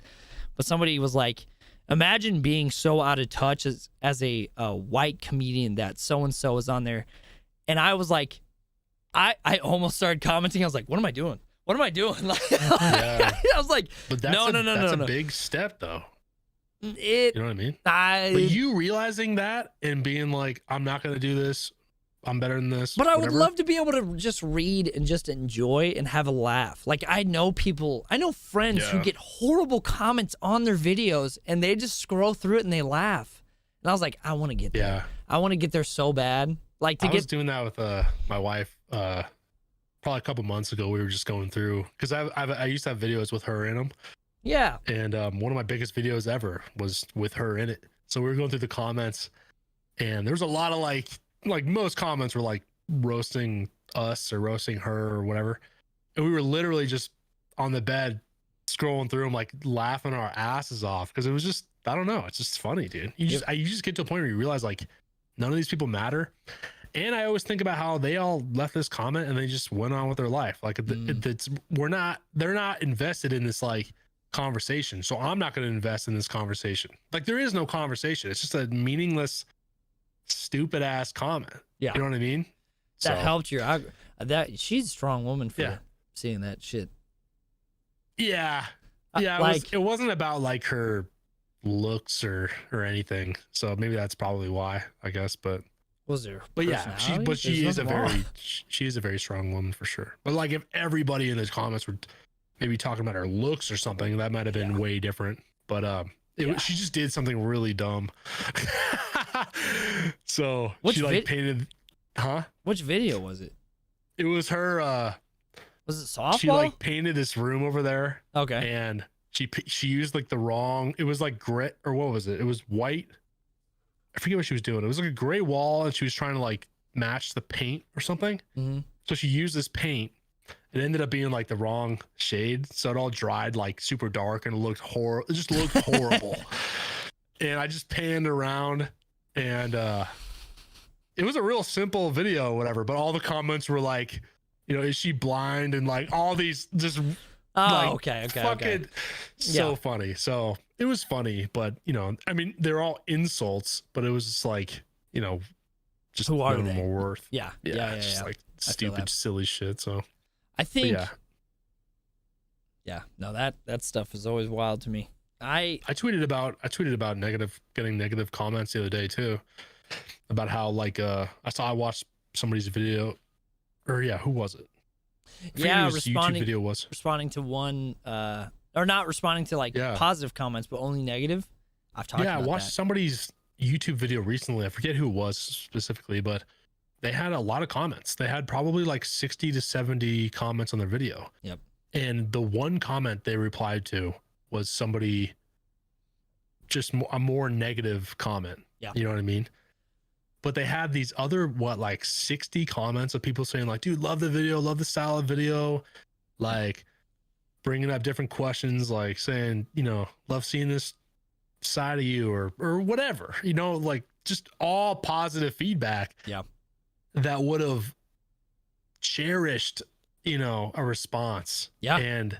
And probably would have watched more videos, maybe because of the response, like that one little interaction and that type of stuff. And they just had to reply to the one bad one and like try to defend themselves against some guy that just fucking doesn't make any videos, like doesn't have a profile picture. Like I feel like what I mean? I feel like it trains that action trains. It's almost like a dog. You train it bad behavior. Like that's like giving a treat to a dog after they don't do a good job. So what those positive comments could possibly see, especially if it's a young kid, sees that and is like, well, I want him to interact with me. Hey, this shit sucks. Well, fuck you, kid. Like and then he gets that interaction versus being like, man, he's telling his friends that John responded to me. You know what I mean? And like they're all laughing about it, probably. Yeah, like it's like nothing. And I think I said that too. I was like, if you're gonna treat the internet like it has any say in your life, give the positive comments just as much say in your life as the negative ones. Because I've seen that. There's so many, man, this is hilarious. Bro, that one part was awesome. There's this shit sucks. And then he's got like a paragraph written about how he's deserved it. Like, you could never do the shit I do. And it's like, bro, you gotta. Yeah, dude. One that also, that tells about the creator. Like, what that negative comment hit. Because that's what they actually believe. In my opinion, if you're going after that one negative response with such a heavy, like, I earned this. Like, don't do this to me. Like, you don't believe the good comments. You believe the negative. Yeah. And you have to still, defend yourself. I mean, that's what I was like when I was starting to do this. Some guy was like, you're not funny. I was like, funnier than you. Where's your video, bitch? Like, I, went in on him. Like, sometimes it's funny, but, like, there's other times, if there's positive comments, like, I make sure to like those ones. Make sure to like and comment back and be like, hey, I appreciate the content, or I appreciate the compliment.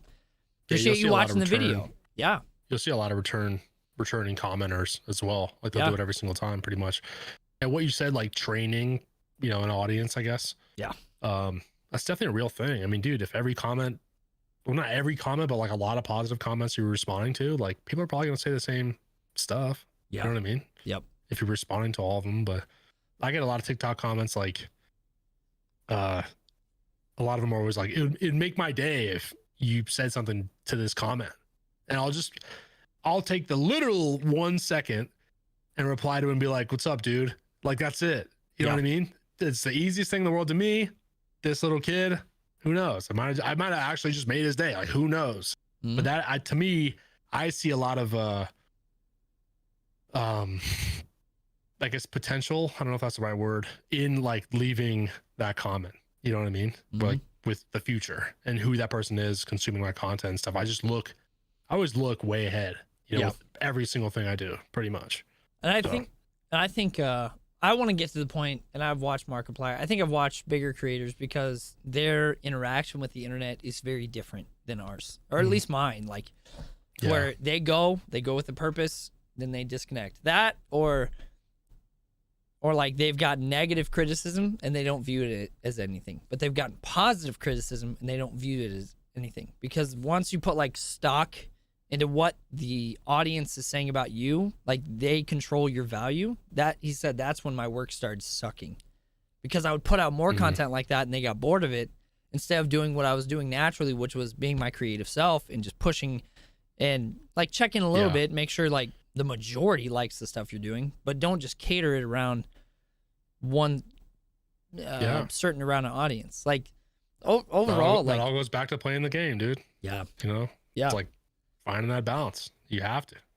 Yeah. And then and then it also goes back to like finding a good support system. I think I've got that, bro. Like, yeah, I think you do too. For like sure. it's wild, man. I was talking to and like even so much my brothers, like they watch your content. They like my brother Tyler's like, yeah. So my brother's like, you know Rob? I was like, yeah. He goes, you do a podcast with Rob? I was like, yeah. That guy's hilarious. Yeah. You're doing it, man. That's funny. Yo, shout out to John's brothers. Yeah. Tim and Ty. Hell yeah. Also, Tim and Ty. Shout out to Jayhawk's presets. If you guys want LUTs on your photos, hit him up. He just released shit's those. Cool. Yeah. Yeah. LUTs are a pain in the ass to make. Yeah, I don't even know how to make them. I just know how to use them. Yeah. Yeah. But no, it's been. Yeah, I'm surprised you don't have any LUTs. No, I'm not. I feel like every photographer should have. I use other people's LUTs and expand on them, but I'm not gonna make them. Really? Nah, I'm not. I have Peter McKinnon's and Jayhawks. That's pretty much it. Yeah. I think those are a photographer's photographer. The people who make tools for other content creators. I'm not that guy. Yeah. I feel like criticism on that would be way harsher, especially from pros. I like being made fun of by what? Just on like. I feel like that's like completely. That might subjective. be. That might be. Right? I mean, yeah, you would think creatively. Like if you drop some LUTs that you think are dope, like who's anybody to say they're not, right? A lot of people. I think those. Yeah, but it's not factually. They're not. But it's subjective. Art. Yeah, art is subjective, but there is some bad art. Like, don't buy on that. Yeah, you know. But that's not how the internet works. That's like if you don't like the video, just scroll on. No, they're gonna leave a dislike and write these LUTs are garbage, and I've bought some from Jayhawk, way better. Never gonna do this again. Put down your camera, 5-year-old. Yeah. And then I block that guy from seeing my content, and then he makes 2 more other accounts. That's the biggest thing too. I have a lot of on social media. I think I don't get a lot of negative comments in general, or I don't see them because I've used like all the different tools to basically hide them from me. Yeah, because I know the type of effect it can have on you mentally, and it can screw up your whole day, like I said earlier. And like on Twitter, I have so many things muted. I have so many people muted. That you just unfollow them, bro. Like that. Nah. Chat. Okay, everyone in the chat in the podcast. What do you think is the grown thing to do?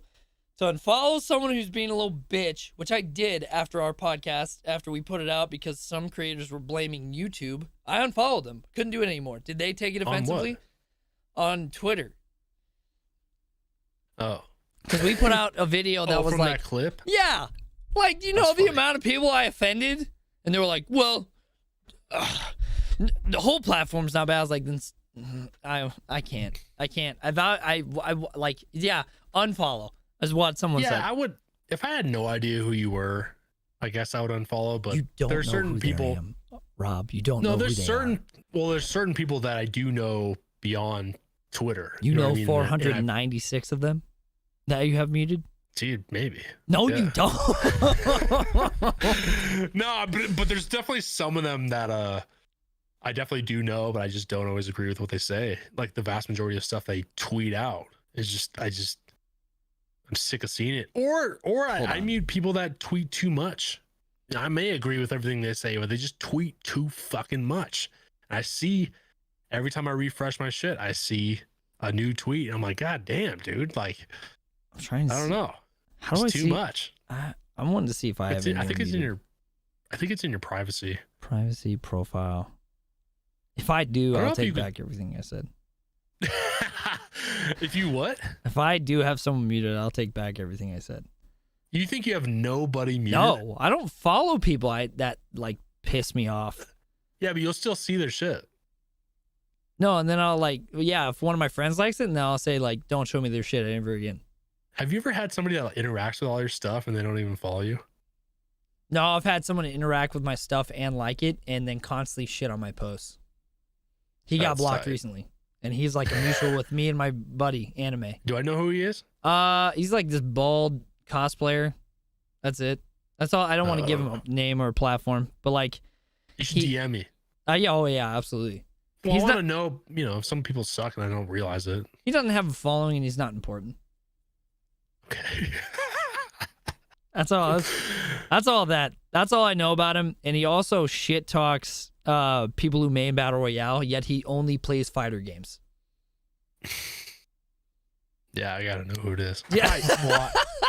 I'm probably connected with him. Maybe. I don't know. I doubt it. You're too Who smart. knows? I don't know. You're friends with some dumb people. No, I have. There's this one guy who. He actually, it's kind of funny. He actually used to have me blocked, which made no sense. Because somebody was talking about him once, and I was like, "Who is this guy?" And I Oh, went to his shit. profile. And I was blocked, and I was like, "What? Like, what the fuck?" I was just really curious. Like, what did I say or do or whatever? And There's now a- he interacts with all my shit, and he doesn't even follow me. There's I'm a like, guy This is the weirdest person. after we posted our podcast clip, and you retweeted it. Do you know who Clicks is? Yeah, I think so. Okay. Well, he has like 3 eyes in his name. Yeah. Yeah. He apparently we got a beef, but he followed me after you retweeted it, and he sent me a message. And I would only share this because we're on good terms. Like I have no issue with him because I don't Yeah. remember having beef with him. But he was like, we went back and Yeah. forth on TikTok, and I was like, I don't remember that. He goes, just wanted to shoot you a message real quick. We argued on TikTok one time a while back. I was being toxic and work. You probably don't remember, but still wanted to reach out and apologize for my own sake. Keep killing it. And I sent him a video that was like, That's awesome. that's real sweet. I don't remember it. He goes, cool. So like we follow each other. We follow each other I now.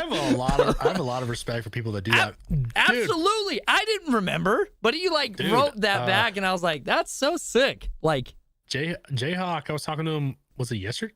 Maybe 2 nights ago or something, but he had something very similar happen. He had a guy, I think, refollow him on Instagram or something and send him a huge Instagram DM saying like, a couple of years ago, I was leaving like hateful comments on your shit and I was going through a tough time, and like years ago, and saying all this shit. And I just want to apologize and say I'm sorry. I actually love your stuff now and felt really bad. And he sent him a huge message. And jeez. I just have a lot of respect for people that do that, but that must have been a big burden on them. You know what I mean? To really like hold It that is, in. man. I used to be that. I can't find it because I Yeah. didn't want to be on my phone looking for who I muted or who I didn't, because I don't Yeah, think yeah. I did, because I wouldn't do that because I'm a better person. Yeah. But no, it is, man. I used to be that guy. I used to hate people privately, and then would shit talk behind their back. And then it was the only person it hurts is you, bro. Like they've moved on with their life. They're doing well. And you're just they don't sitting even know there. what's happening. They don't even know who I am. Like they're like, yeah. Thanks for the impressions, man. How many times you watched this video to make fun of me that put pennies in my pocket? Like what? Like, do you think you're just more secure with like who you are now? Yeah. And then I also like that's what I always think it is. I always think that derives from just some level of insecurity with something. You know what I mean? I think that's worked out a lot of the stuff in my content right now. Like everything I'm putting out, I wouldn't be embarrassed if you found out about it. Like I wouldn't be like, I used to, people would be like, what's your YouTube channel? Like, I don't have to. Yeah. I don't have to do that because I wasn't enjoying what I was doing. Like I'm goofy naturally, but what I'm doing now, like if someone asks some random on the street or someone who my family admires, be like, what's your YouTube channel? Be like, John C. Stout, check it out. Like I don't have any insecurity about what I'm doing. Yeah. And I think a great feeling. Well, I think it's fading out. Like, sure, I think also those comments who are like, you're like a middle-aged man who's like just posting content. I was like, and you're some kid who's never gonna do anything he wants to do because he's too scared. Like, there is a part of that that's like, I would rather try and fail this and be like, hey, I gave it the best I could do, and move on and do something else. I will always find something else to do. I had to talk with one of my friends. She goes, would you feel bad going back to a 9 to 5? I was like, no, because I will always make time for my creative space. Always. Yeah. I always can. There's so many hours in the day that I can. You work from 9 to 5, and then you have the rest of the day. Yeah. Like Sometimes I envy that with my wife, because she has like a 8 to 5 job or whatever. But just like, you know how much money you're gonna make, and I mean everything has pros and cons, right? Yeah, like she knows how much money, but then she gets off work and she comes home and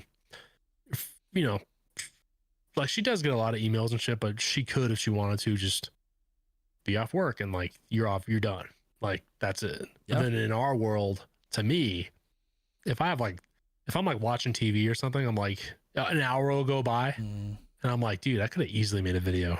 If I made a video, like that video could have gotten 1 million views.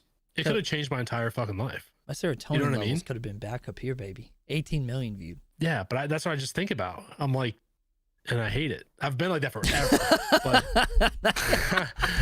that's why I don't get into TV shows. I don't watch like anything everybody watches and stuff. Like I've tried it, but I don't get immersed in that type of stuff. Because you think that you'll miss out on your work creatively? No, that's kind of different. I don't really get immersed in TV shows because I'm not really into like fictional things. Like I love like real stuff, like documentaries are like the vast majority of what I watch. Or whatever, but I just have a really hard time watching or just not working on myself and what we're doing. And it's like it's annoying though, but like you wanted I'm trying to, like, you want to do that, or do you just like, because you seem pretty content. I want to relax. No, I mean, is that what you're talking about, relaxing or getting immersed in a show? I'm talking more about like just relaxing and not work. Okay. And when I'm doing anything fun or whatever, it's like what the fuck am I doing?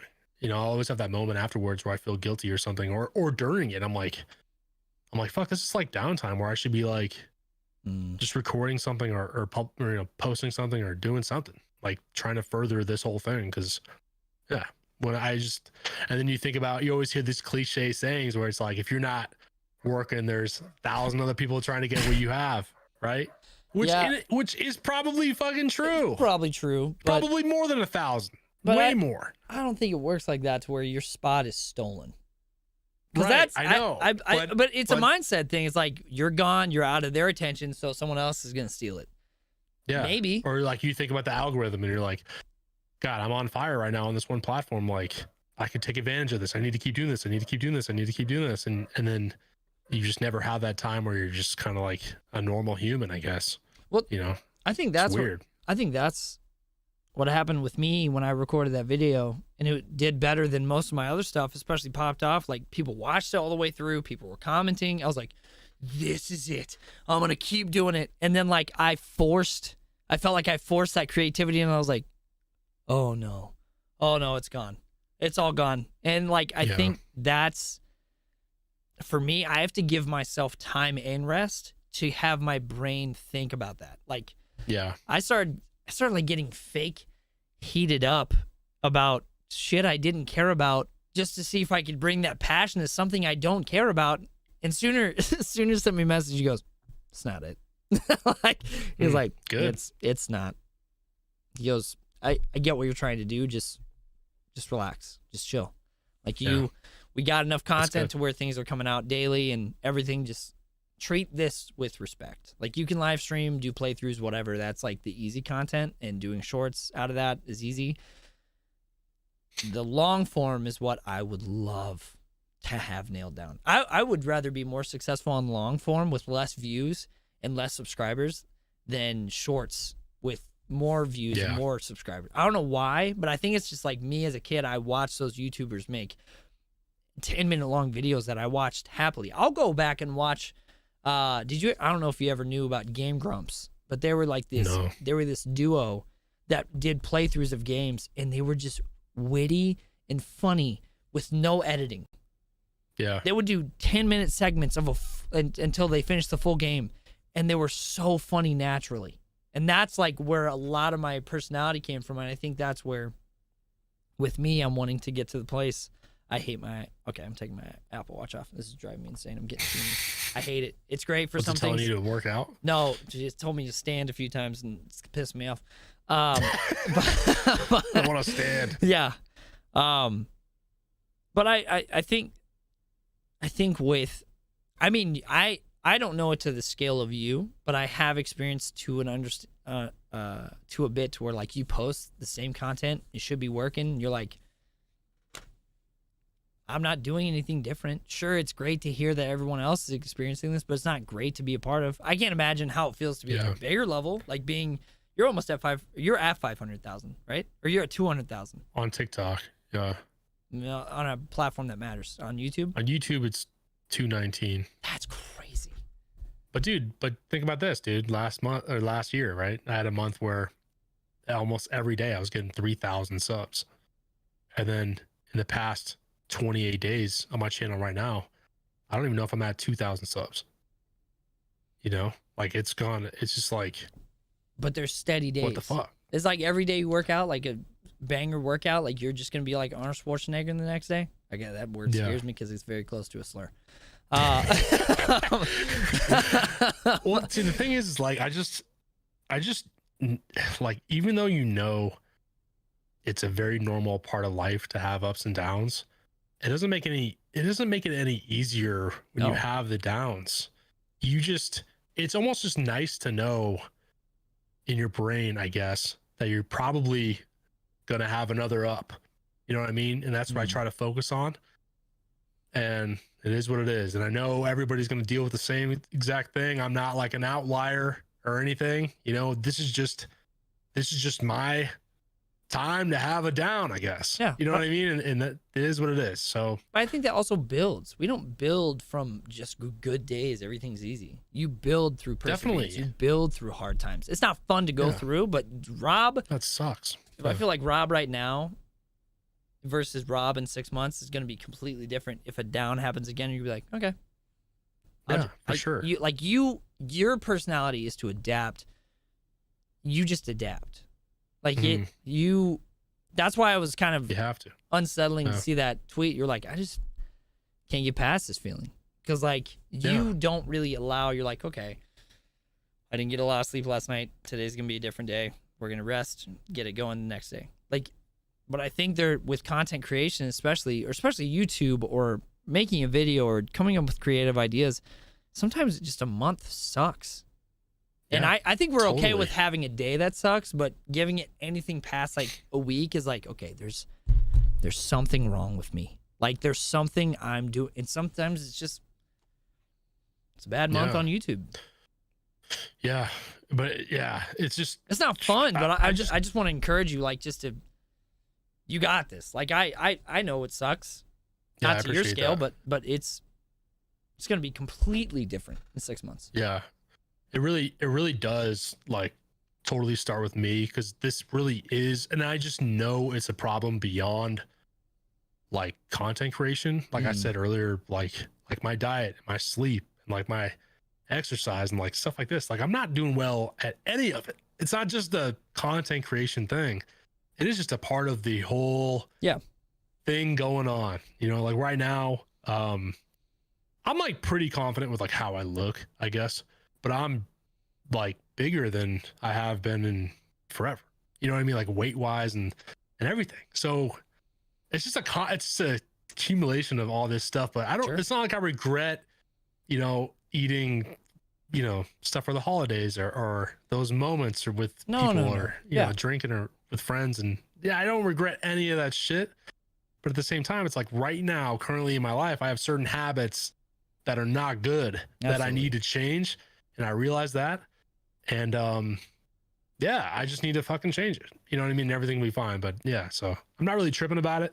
But that was just a moment in time where I felt a certain way, and I was like, you know, I'm just gonna be kind of vocal about this, and maybe like I know I'm not the only one dealing with this type of stuff. I know it's a very common thing, and I think just people would, you know, probably be interesting or nice to see somebody going through the same shit. So that was really it. But absolutely. Yeah. And I got a lot of feedback on the tweet from people, you know, actually giving me tips that are actually great tips. They fucking help. You know? I think shorts is, I don't know why, but I think shorts content is easier to say like someone got lucky because it's a shorter medium. Yeah, definitely. But I don't think it's the case. I think you're very successful, and I think as a friend who watches what you do and sees what you're able to put out, you're not a luck scenario. I appreciate that. Yeah. I think it's funny because you don't stream that often, but every time you do, there's like 150 people there. And what does small streamers say all the time? They're like, well, actually, if you have 15 viewers, you're above 1%.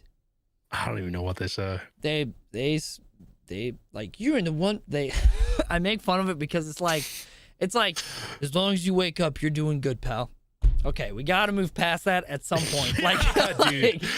At that point, the toaster in the bathtub's like edging you at the edge of the door, being like, I don't know, you might not wake up today. Yeah, dude. I think about streaming all the time, but I don't know. I just never know what to do when I'm live. It's weird. Look, like I can do just chatting, but when I'm doing just chatting, like I know a lot of people want to see me like do something, and even a part of me wants to even play something too, but yeah, I don't know. That's always streaming is like a big burden because I know I love it, and I know I can handle it and do well with it. So that's why it's almost annoying to me to not like figure it out and take it more seriously and stuff. It's because I feel like I'm just missing out. But going live, I don't have that thing. Like dude, when Halo came out, I think I streamed on Twitch like a week and a half in a row. And I had never done that before, but I had something. I knew this is gonna be fun to play. You know, it's a new thing. It's exciting. Like I have my thing. Like here we go. Like I'm going live. Wait to be live. Whatever. It's like, fuck. I guess I'll play this. And then the stuff that I really do enjoy is really not that popular. You know what I mean? Like one of my favorite games right now is this snowboarding game that like literally like fucking nobody knows about. And it's like the most beautiful snowboarding game I've ever played. I've snowboarded like my entire life, so that's super fun. And then I think about playing that, I'm like, who the fuck's gonna watch that? You know? And then you just talk yourself out of it, dude. But it's not like all the time. That's one thing I respect a ton about you though, is like the variety you put into your streams and your ability to just go live no matter what, dude. Like I see you're always live doing shit, like random shit. I'm like, dude, that's fucking awesome. I don't know. I guess I wish I was kind of like that, but I don't know if you watched last night, but I was ready to commit some poku, bro. Dude, there was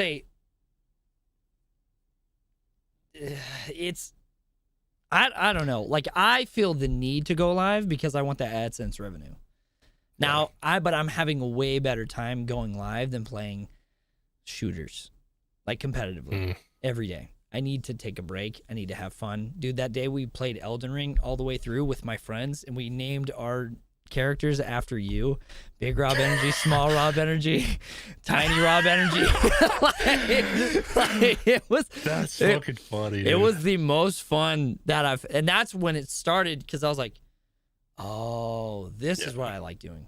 Because that reminds me of like hanging out with friends and doing that stuff. Because I think like the older you get, the more distance you become from your friends, and the harder it is to have those fun times. And that's why doing that, like the seamless co-op with my friends, or playing Halo with you guys, or doing anything to where it's like that, I needed that. Like sure, and it made. I feel the same way. Yeah. Yeah. My what was it? Halo doesn't do well. It's not like we went directly off plan of doing a campaign co-op and went directly into like just fucking around. What was it, like with 4 people? That's not a lot to like go off of a game, but we had a way to make it fun, and viewership kept skyrocketing, which wasn't because of the game. It's because I was having fun. Like it's I don't know. I think that's where I'm trying not to force something that doesn't feel me. Like my brother's in chat right now, and he said Rob is one of the few streamers that got to my algorithm. My initial thought was his bits don't feel forced. That's the goal. Yeah. That is the best feeling ever, is where it's like, oh yeah, that is Rob. Like I can see your personality. One, because you do that. Like I played Halo with you, and you are your skits. Like especially when like you call me a bitch after I use a rocket, after you just got done hiding in a corner. I don't even want to, dude. You always have the rockets, or you always have a shotgun. You always have the shotgun. It makes no sense. Dude, the shotgun hits. Third party John, dude. Shut up. It's always every time. Yeah. Pops out of his little cave. Wait, are there shields down? I'm gonna come out now. I'm sorry that I can use my ears to hear when shots are happening. I know you do it, dude. I see you, dude. I was hiding in the bush though. You were. I used that immediately because I got that. I thought I was. When I saw your clip, I thought I was way more discreet. I didn't realize I was bright yellow. I was like in that bush. I'm like, dude, he'll never see me, this bitch. Oh yeah. No, I think that's where, because one of there was like a few viewers that came into my chat. They're like, I don't want to download Halo again, but this looks fun. Yeah, I was like, friends, definitely. Man, friends. The right friends can make everything so much fun, dude. Yeah. Everything in life's better with friends usually. You know what I mean? Like just being around those people and stuff. But yeah, dude, I don't know. And then also with streaming too, I always think about like ROI. You know what I mean? Return on investment. Oh yeah. For those of you who don't know, but yeah, it's like I can be live, right? And I could play like say I play a game. This probably wouldn't happen, but you just talk yourself out of it. But say I'm playing a game that like I love, that I don't think anybody would watch, and the stream is kind of whack or whatever for like 3 hours. I always think to myself, like before I go live, I think of myself like, well, would it be way more worth it if I do X for 3 hours? You know what I mean? Or should I go live? And I just, I don't know.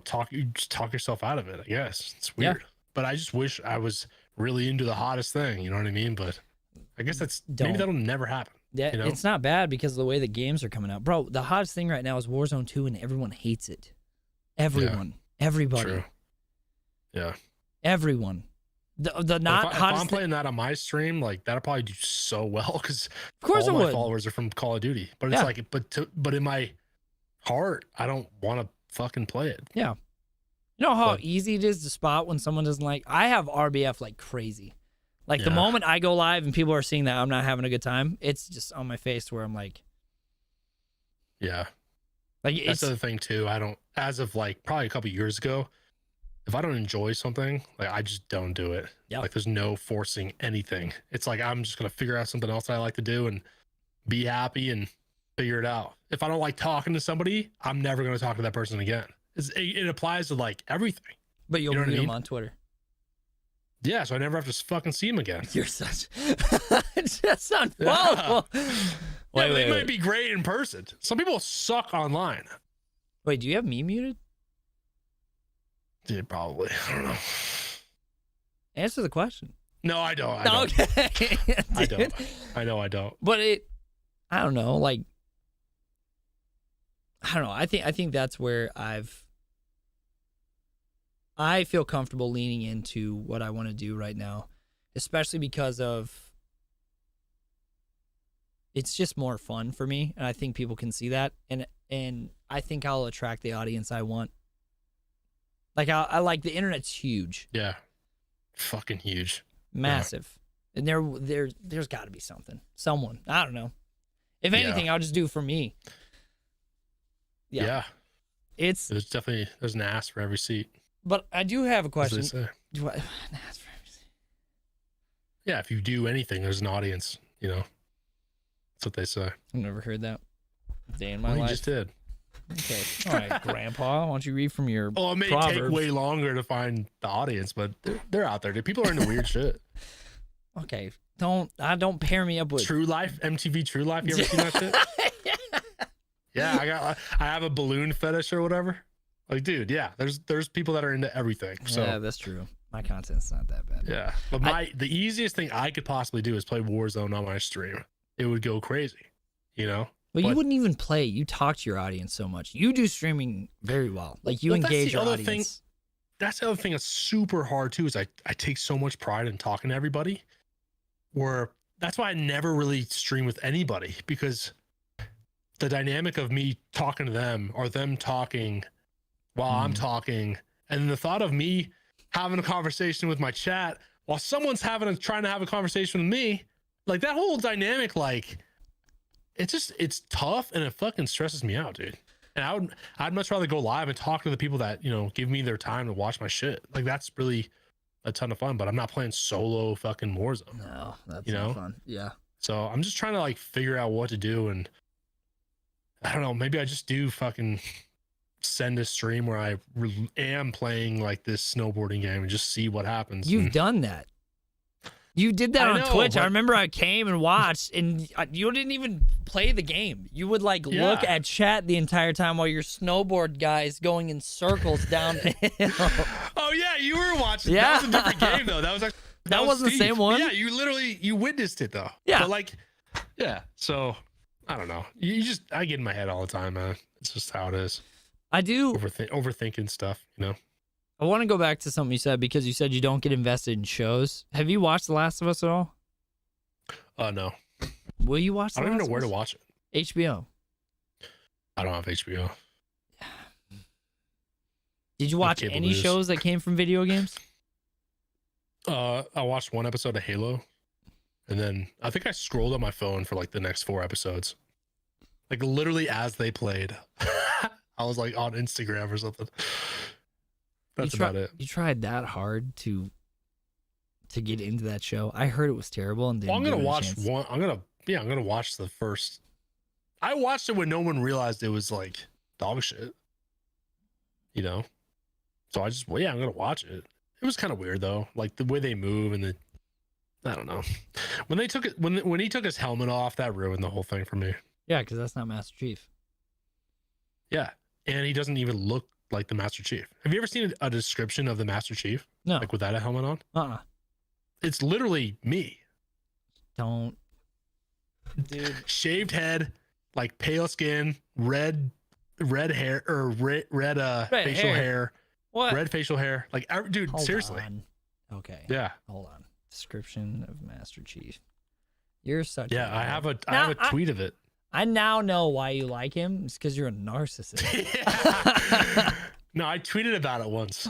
Yeah, I mean, I could try to find it, but hold on. I don't know if you could even find it. Master Chief is a towering super soldier known as a Spartan, raised and trained in childhood. He's almost faceless, as he is rarely seen without his green colored armor and helmet. He's commonly referred to by his naval rank other than his given birth name. Okay, how is he described in the books? At one time, he was able to punch a missile. Okay, no, that's not you, Rob. You can't punch a missile. Yeah, right here. I found the tweet. I'll DM you the tweet. Bitch. There's no way that's you. I know you're Green Arrow, bro. No. I'm Master Chief too, man. Check this out. Check your Twitter DMs right now. Share a tweet. Yeah. Ever wonder what Halo's Master Chief looks like under the armor? Well, according to Frank O'Connor, the franchise development director at Halo 343, the only reason he tweeted this is because he saw that you were their biggest fan. That's the only reason. I'm the only guy playing it. That's what they gave me. Here's how you might be right. Here's how Frank O'Connor is described as Master Chief's visage in an interview in Eurogamer. If you went down into that line and found a nerd with a deep canon Halo t-shirt and said, describe the Halo Master Chief to this police sketch artist, the police sketch artist would then produce a perfectly accurate rendering of an older man, almost painfully pale, not you, almost albino white, not you, with pale blue eyes, not you. I have blue eyes. Do you? Yeah. You reddish hair, also cropped to a skinhead, and also maybe last remnants of freckles he had when he was a kid. Me, dude. How tall? Reddish hair, blue eyes. How tall are you? Cropped to a skinhead. Are you 5'8"? I used to have freckles, huh? How tall? Wait, used to? You don't have freckles anymore? That's not you. No, I used to have freckles all over my face. I don't understand why I don't anymore. But yeah, I used to. Yeah. So like, I think the Master Chief's like 8 feet tall too. And how tall are you? 6'2". He's 8 feet. I'm not the Master Chief. I'm the Minor Chief. How about that? Oh, okay. I don't think you're in the same place, man. Like, I love you. Right. It literally just described me. What are you talking about? Give me this. No. That's all I want. You literally shit talk me on Twitter. You're like, hey, John, couldn't be me that gets sniped. I make a video of me killing you 19 times, and your response gets like 100 likes, and mine's like, You're Wait, John. I don't even remember. Yeah, of course you don't remember because it's on Twitter. Ginger That's win of the funny. century. Yeah. That's funny, dude. It's not. It's not accurate. It's not fair. Dude, like, what's not accurate? Do you even have what's your wife's name? Cortana? Yeah. No. Dude, that is actually like the dumbest thing about Halo Infinite. They named like the new Cortana the weapon or something. You know about that? Oh, yeah. Like, what is that? It's not even a name. No. It's not even a name. Why isn't it Cortana? Like, I don't know anything about the lore. Well, if you would watch the cutscenes before you skip, no, that takes too much time. It drives me insane. Okay, do you know the story You were of... so pissed. I am pissed. When I was streaming the campaign, I remember that when I was streaming the campaign the day it came out on Twitch. You just skipped it. No, you were pissed that I was playing music during it. Dude, you were playing Post Malone in the background watching a cutscene of Halo Infinite. I'm getting so mad right now. The fact that Post Malone's always in the background. You're dude. Okay, what was Halo 1, 2, and 3 about? What was it about? Fucking, I don't know, dude. You're not a Halo fan. You're not a Halo fan. I skipped the cutscenes in every game. I'm there to game. If I want to watch a movie, I'd watch a movie somewhere else. You're the guy. You're literally the reason. I'm making a video about this. Stu's editing it right now about how video games aren't a respected medium for storytelling, and you're a conduit of that. Put this clip in. That drives me insane. I skip all the cutscenes. You're such a bitch, bro. How about that? Why? Hey, don't you want to know what it's about? It's because I'm playing a game. I'm not playing a watch. How about that? Did you say you're not playing a watch? I'm gaming. Okay. I'm not watching. Okay. That's cool. Yeah. Clip that, bitch. Yeah.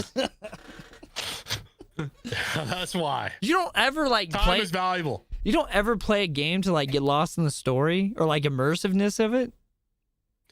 You are a Call of Duty player. It's been a while, man.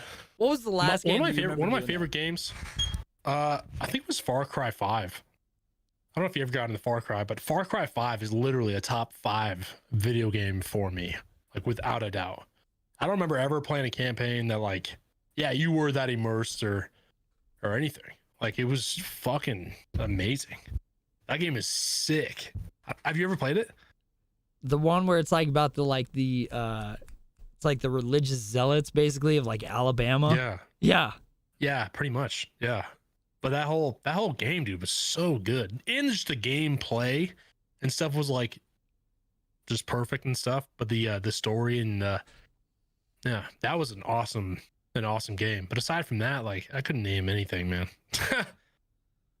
What was do you remember Max Payne? Did you ever play that? Yeah. That had a fucking awesome story. I don't remember it at all.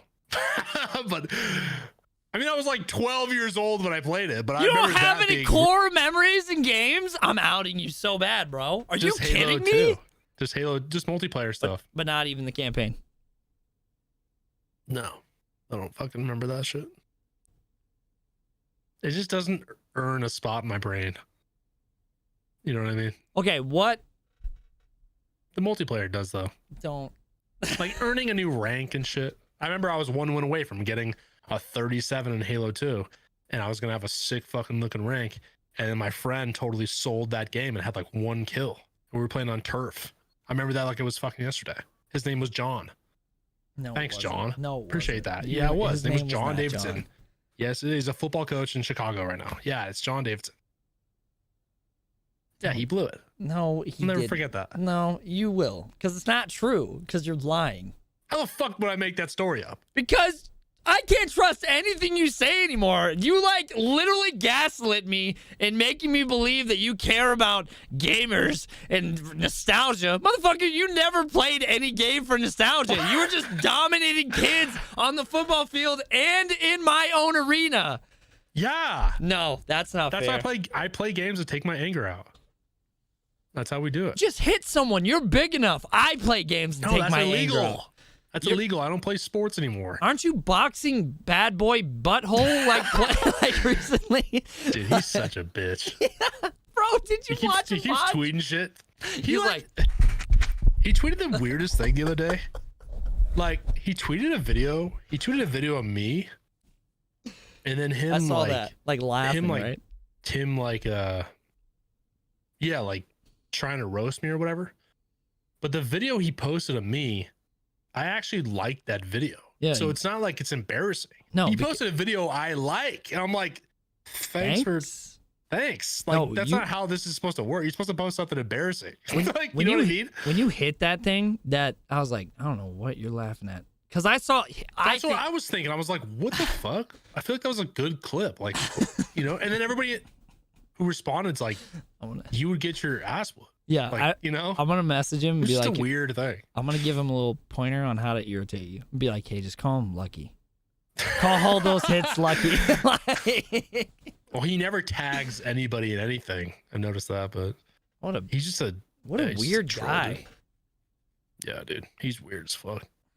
You belong with him though. You don't watch any cutscenes. Like, well, what's a game with great cutscenes? Halo 1, Halo 2, Halo 3. No, I mean like a different game. Kingdom Hearts, Final Fantasy. Dude, I love Kingdom Hearts. That game was sick. I swear. That game was sick as fuck. Don't read chat. Look at me. I don't have your stream up. Just look at the call. What was Kingdom Hearts about? I don't know. I just remember having like a big ass key, dude. It was like a long time ago, but I remember like that game, and my buddy is also really into it. But I remember, yeah, that game was sick as fuck. Seriously, it was dope. It had something to do with like fucking like Disney or some shit, right? Dude. Or whatever. Or Mickey Mouse or some shit. Your Kingdom Hearts was lit. You're lying to me, bro. You ever played Fable? You're lying to me. You ever played Fable? Of course I played Fable. What was the story? Sick. What was Fable about? Fable was about rescuing your That's what I thought. I'm going to tell you. No, this guy's fake. See? Bitch. Fake ass gamer. Fable Fable was dope. I love that game.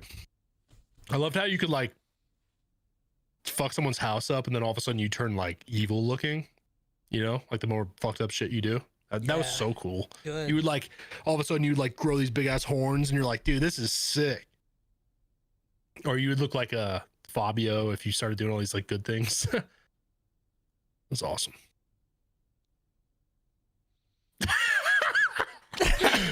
I'm so fucking mad right now. What's your favorite game ever? I think no, because now I feel like you're gonna make fun of me when I have the high ground. What is it? I don't want to tell you. What is it? I love Kingdom Hearts with a passion. Like, really? That was the first game I cried at. It got me so emotionally invested. Don't raise your eyebrows like that. Wow. I was a young kid. I didn't have a lot of friends. I was loud and weird, and that game like touched me emotionally. Whoa! That sounds illegal. Nope. So what was it about? I don't know if you're like trolling me, bro. I don't know. Do you know? Yes. What so was like, it about? okay, the main story. I hate you so much. The main storyline. You're like, you're this young kid named Sora. You're on this island with these kids. The Heartless come in.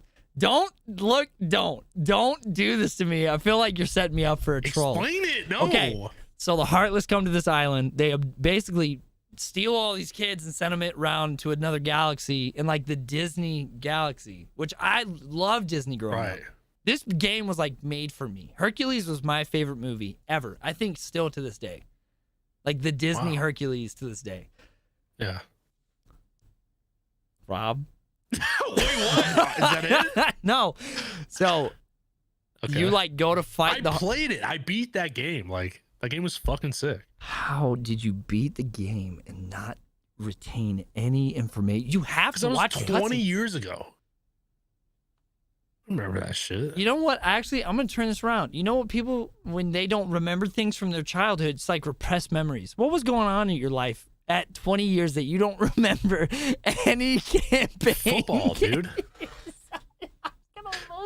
You know how many memories I lost every play? I played the line. I played offense and defense. Yeah, dude. Half my brain's gone. And Kingdom Hearts was a part of it. The Halo lore was a part of it too. I've just never understood someone who's like, "Oh, I'm gonna play the campaign," and then like a campaign of something, especially Kingdom Hearts, because now it's so convoluted. Nobody knows what the story is. Oh, how many are there now? There's like total are on good consoles. Because there's like PSP, Nintendo DS, and all that stuff. Oh. We can talk about good consoles only. Yeah. I think there's like 5. Damn.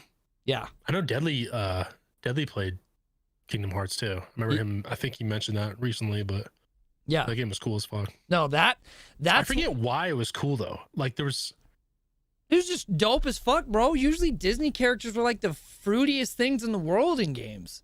Mickey Mouse, the fighting good and stuff. Like something was really good about that game though. The fighting was good. They also brought like these badass characters to be like your side characters, like your buddies.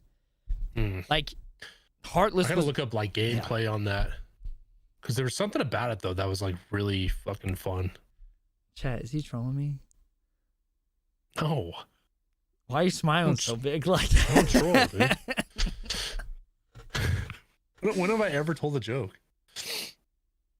See, this is where you blend in with my brothers. Like they could gaslight me enough to where I'm like, yeah, you understand. They're like, yeah, totally. I love it. No, I do. I seriously used to love that game. Just not enough to remember it. By the way, gaslighting is a joke. I would never use gaslighting seriously. But no, man, that kills me. I thought you were gonna be one of those people that like would back me up and be like, "Oh yeah, the storytelling in video games is great." I was like, that was the only thing I prepared for. That topic was gonna go down a whole rabbit trail. Just like multiple like different games. Yeah, just like why. Oh. Or like gonna talk into like The Last of Us or why that did so well is because they took it from the game. Have you heard anything about The Last of Us? I heard that game's not that great. Or is that not true? Didn't the game kind of flop? I don't know if you're messing with me right now, man. No, I swear, I thought that game was not as dope as people thought it was. No, Is that not true? The second one sucks a little bit because some fucking manly woman. It's been out for a long time. The main protagonist gets whacked like early on in the game, and that's what killed me. So that's some. Oh, how many are there? Just two? Two right now, but I think, yeah. My thing Is it was on like Steam? Yeah. Well, it's a PlayStation exclusive, but the first one's coming out on Steam because all PlayStation games are starting to come out. Yeah, no, I think that's where I want you to try to get invested in the game emotionally. I'm gonna try to find one for you. I'm just not that guy. Not yet. I don't think I'm that guy. I don't know, man. What'd you say? You never knock something till you try it? That's why I said I don't think I'm that guy. I think you are that guy. I think with those I've tried it though. I've played a bazillion games. Did you have Post Malone in the background? On what? On every game? Any game. Probably. Dude. Yeah. He's always banging. This hurts so much, man. I like mindless games, you know? Yeah, that's why I game, I guess. So wait, now that I think about it, is one of your main things just to compete? Like, do you like competing? Like, you like competing with friends, but do you like being competitive on? I don't think so. I mean, I play a lot of like solo games. Like one of my favorite games ever was Skate, like the Skate series, and like that snowboarding game. I literally just go down a fucking mountain by myself, you know, and then. I play a lot of Madden, NBA 2K, but I don't play that online versus anybody. I'll play like franchise mode or whatever. So I'm doing everything just by myself. But yeah, it's really just mindless gaming. You know what I mean? I think that's why I want to do it, because I'm thinking about that and not thinking about like all this other shit going on. So like getting, but just, I don't know, just paying attention to a story. Like I don't. I just don't think it really matters. I don't buy a lot of games that are like solo experiences with no multiplayer either. You know, I don't really do that. I bought Elden Ring and played it for like a day. Elden Ring is not a great place to start. That game is. Dude, I got rocked by the first boss in like 5 minutes, and I'm like, "The fuck is this?" Like, that's what. Like, wait. Elden Ring does that. I think the way Elden Ring does their games, I like that because everything's so catered to like, oh, I'm just gonna lower the difficulty. And this podcast, guys, I can't do that.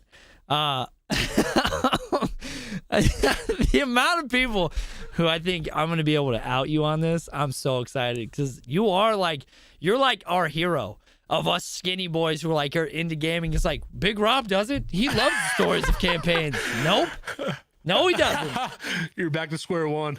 Well, I think that with, and I maybe because like I mean, were you popular in school? Like during those times where you gamed? Yeah, I would say like, so. I mean, okay. Well, yeah, I guess. I mean, I played. You know, you play football and sports and stuff. It's just kind of how it is. Okay. Did you? Was most of your time like with friends like hanging out outside school, or were you like gaming with them, or was it kind of like a mixture of both?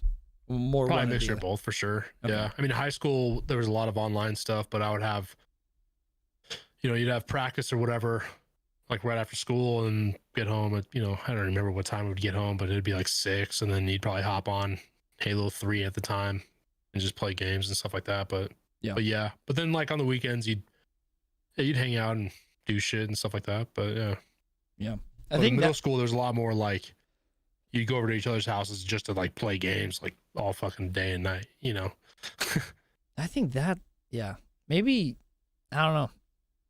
I can't put my finger on it. It was like mostly like multiplayer FPS though. Oh, I mean, I like doing FPS, but I grew up the youngest sibling in a house of brothers, and then my cousins, like, they were all like, all right, we're going to play 4v4. I was like, all right, I call next. They're like, you can play when we want you to. I was like, all right.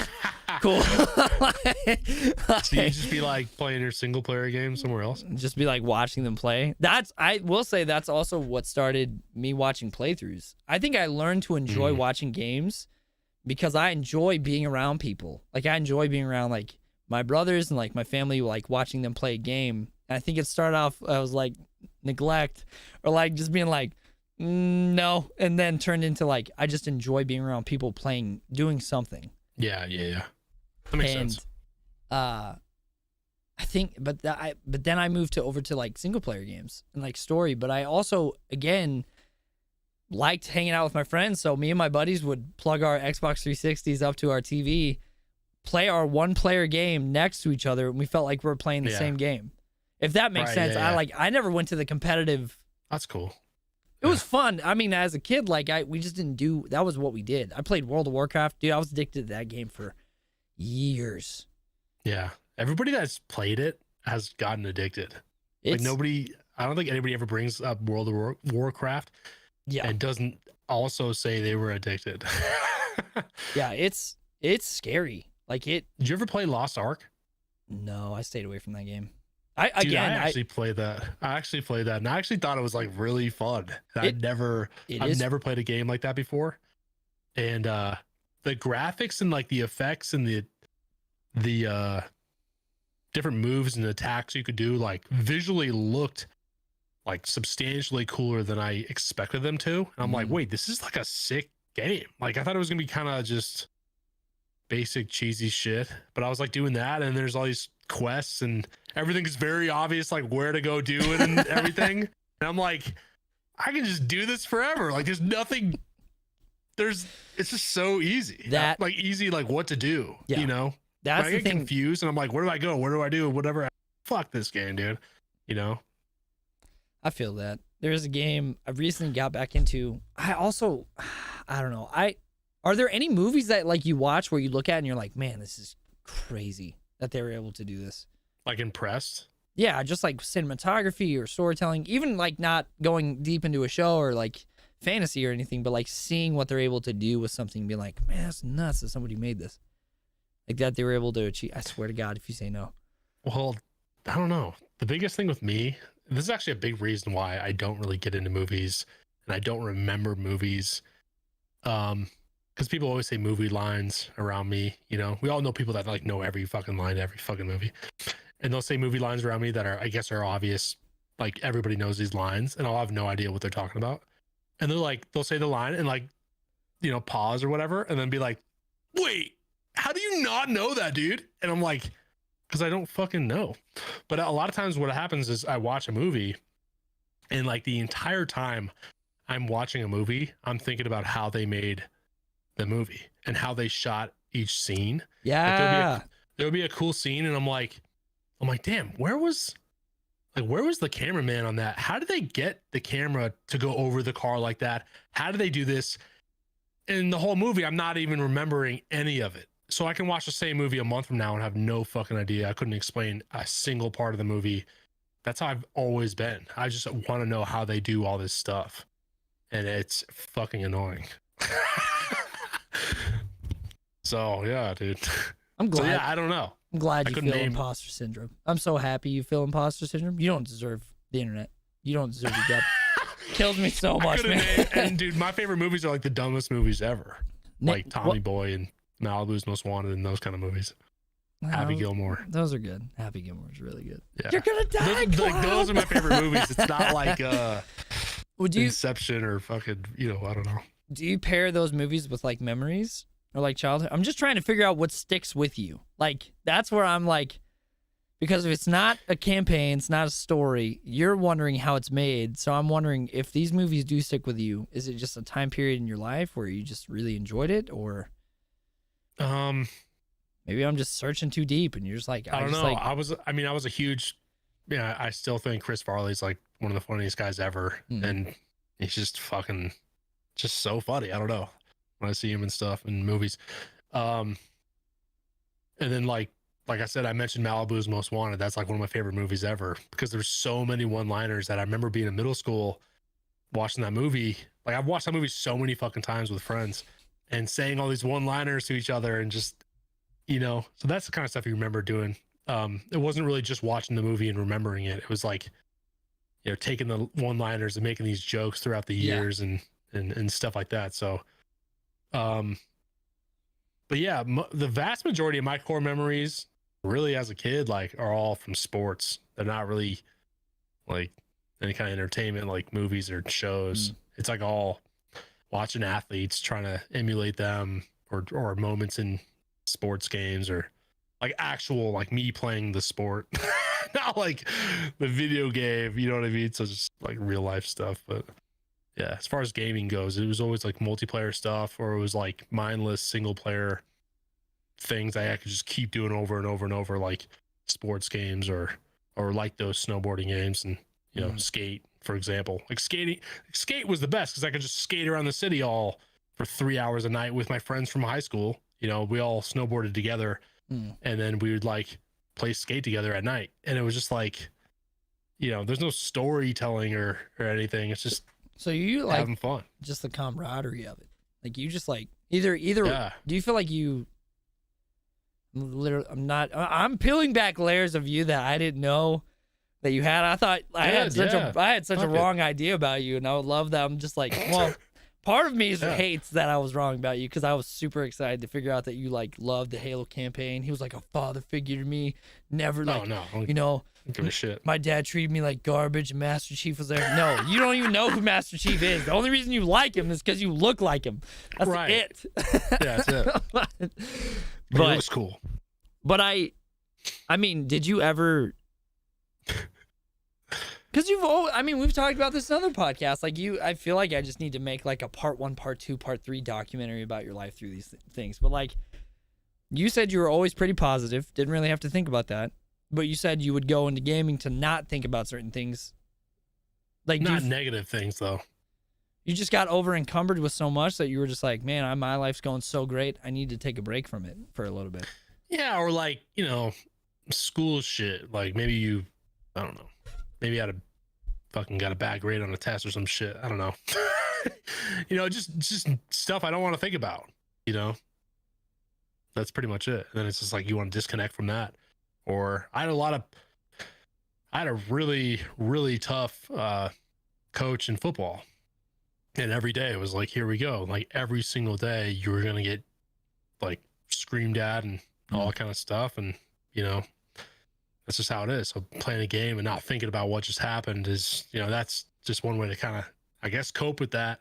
But I also loved playing these games. It wasn't like just to get away. It's like I was really looking forward to playing with all these guys at night. And yeah, it was a lot of fun. But who got you into sports? Did we talk about that? Just sports? Like me playing sports? Period. Yeah. No, I just done it my whole life. Yeah, that's really it. So you just like had an innate interest? It wasn't your father that pushed you, or like a brother, or like anyone? Like No, I just God, how young was I? I was I guess it probably started at recess. You know, I used to play soccer all the time at recess. Thought I was pretty good. And then that's actually how I got into football. When I was in 3rd grade, I was the kicker. I was the kicker on my football team because I was playing soccer, and I brought my soccer ball to a football practice. My best friend's dad at the time was the coach, and I was kicking the shit out of this ball, and they just saw me doing that. And they're like, hey, you want to be the kicker? I'm like, yeah, sure. And then I just ended up playing like offensive line, defensive line. And but then I was also playing baseball the whole time, and I used to race BMX bikes and that type of stuff. So I've always been into athletics, you know, forever. But yeah, I don't know. And when you're pretty good at something, you just kind of keep doing it. And then I did the whole travel baseball thing and got totally burnt out on that. Quit playing baseball in high school. And travel then baseball, went all like, in with football. Like you were good enough to go against like states? Yeah, well, I mean, we would like go to different states to play different teams. Like we traveled down to California from Washington to play in tournaments down there and that type of shit. But yeah, we would, like, it was like the same baseball team. Like we'd be on 3 different teams a year. So we'd be on like our normal baseball team throughout the year. And then we'd play on we'd usually all be on the same like all-star team. And then we'd play on a fall ball team. And then it would start up again like a couple weeks later, like the normal season.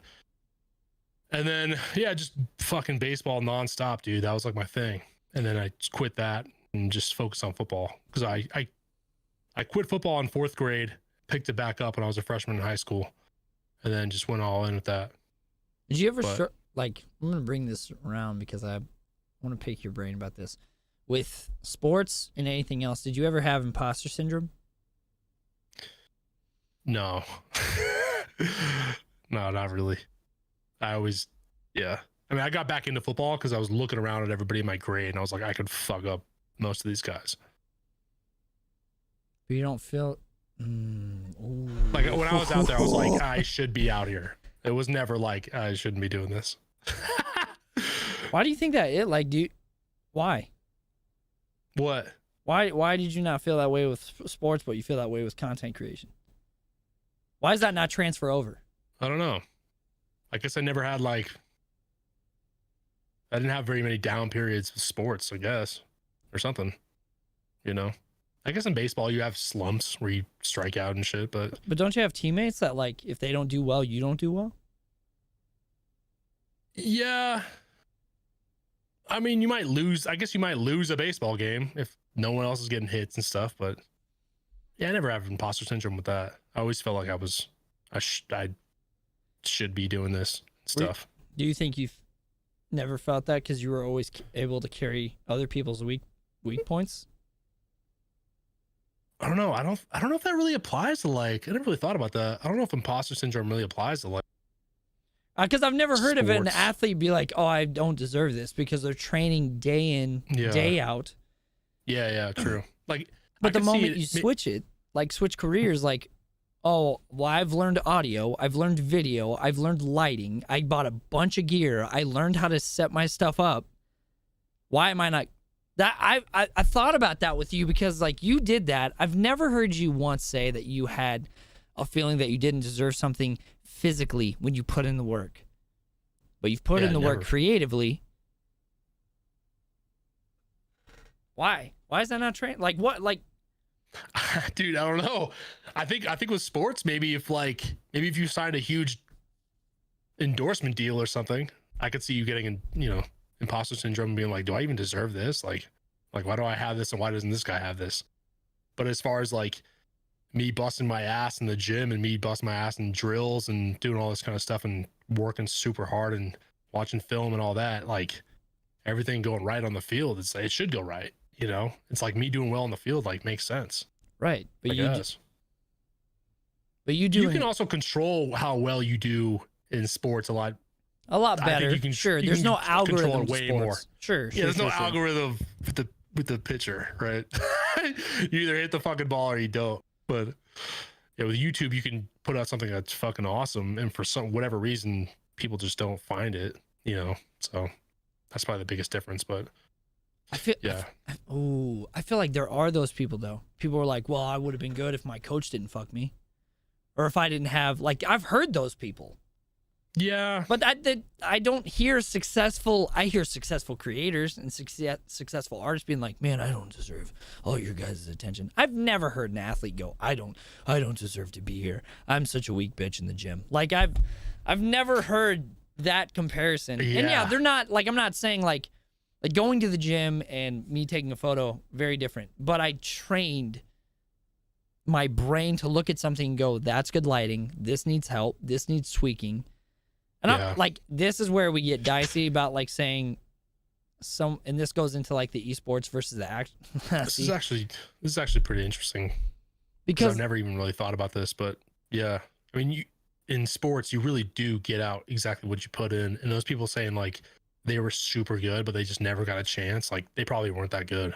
There's no way, because you would have gotten a fucking chance, and that's just how, unless your coach is completely brain dead, And then the vast majority of people, I didn't know one person super good that just didn't play.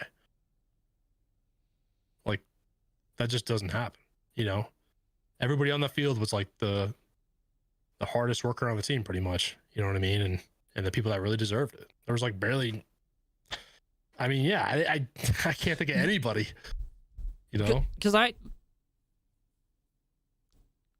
I can think of scenarios where dude, my cousin James was a track star but he was in Wichita, Kansas. Yeah. Which is like bumfuck nowhere. That's like a shitty deal of like he was amazing. Like I remember watching a video, it's like an old family video of the baton being handed to him and him smoking this dude. Like almost like a meme. It looked like he was like Sonic the Hedgehog versus like Tortoise the Toddler or something like that. It was crazy. Yeah. But like again, Wichita, Kansas, like just wasn't. Yeah, I think there's enough examples out there of people coming from nothing to balling, you know, to at some point you need to like also take matters into your own hands, name out there by any means possible. If you're hungry enough to like make some shit happen, you know what I mean? You really got to like take, you know, life by the horns and get after it. But yeah, nothing's easy, man. You know? No, I agree. Nothing worth having is easy. I think yeah. Patting yourself on the back for 10 viewers is easy. Be like, hey, I'm top 1%. Shit, if that's your goal. Little creator, bunch of losers. Yeah, John always calls people little creators. It's weird. That's what I do. I drop in Twitch chats. I don't know why he does that. And it's always like the cozy, happy vibe. They're like having a great time. Like, you'll never be anything. But I do that because they'll use that as fuel and become better. It's motivational. Yeah. They'll understand. I'm being a good friend. Yeah. I don't even know who you are. You will. It'll stick with you for forever. Jesus Christ. Yeah. I've never thought of that. Like I've heard the argument that esports and regular sports aren't the same thing. Yeah, that's such a weird argument. How do you feel about that? Are esports a sport? Well, like there was always like the main debate with that was always like the physical aspect. But then I always think about how there's sports that have there's nothing physical about them, like throwing darts. You know what I mean? No one's getting injured throwing fucking darts. Well, but yeah, I don't know. I think the biggest thing with whether or not something is a sport is more of like the competitiveness of it. I guess like two teams going against each other. But yeah, it's still such a weird thing to even think about. I don't even know how I really feel about it. How do you feel about it? Like, do you think Call of Duty is actually a sport? The way that you're laughing literally is humiliating to me because people with weak bones who can't get as jacked as you. What? I mean, do you think it's a sport like Call of Duty? You obviously don't. You're such a dick. No, I'm laughing because yeah. I don't know. I really don't know. I'm just like what people have to say about it. I'm just interested. I think it's hard to cheat. I think cheating. This is how I'll put it. I think. Well, taking all cheating out of it. Is that what you're talking about? Well, that's what I was saying is like cheating in esports is cheating. Even cheating in sports, you have to like work out. Like you're still having to work out to compete. You're still having to be somewhat near their level to compete. Esports and cheating. You still have to hit 100-mile-an-hour baseball. Yeah. Even if you're taking steroids. Steroids, yeah. There's still work being put in. With cheaters on esports, there's no talent. So take all the cheating out of it, though. Do I think they're on the same playing field? Like, do you think it's a fucking sport? I think it is. Like, why do you think it is, though? Like, it's weird to talk about, right? Because it's like... Well, because football... Like, you're playing as something? I think it's... I guess, actually, you know what is a good argument? If I'm playing Madden, am I playing... am I playing a sport? No. By just playing Madden? No. Like, no, right? Like, no. We would agree on that. But that's like a hockey... But maybe it is. No. And I think that... All right. I think that if I'm playing hockey, does that make me a professional hockey player? Absolutely not. I think you need to get signed. I think there's training. I think there's scrims that people do. But But you are playing a sport. You are playing at any a sport. level. But I think that also goes with the validity of gaming. in any arena. It's gonna take a while. Like we've made strides in streaming to where people are like, oh, this can be your career. People make money off this. Yeah.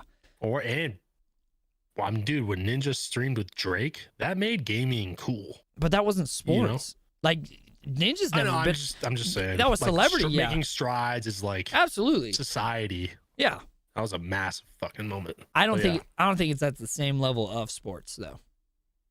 Like No. I don't think NFL and I think Apex Legends are anywhere near. I like watching the competitiveness of it, but there's no way a nation is going to come around. Yeah. But that's perception. I don't know. I think they're their own sport because it requires a different set of skills. They're not jacked, most of them.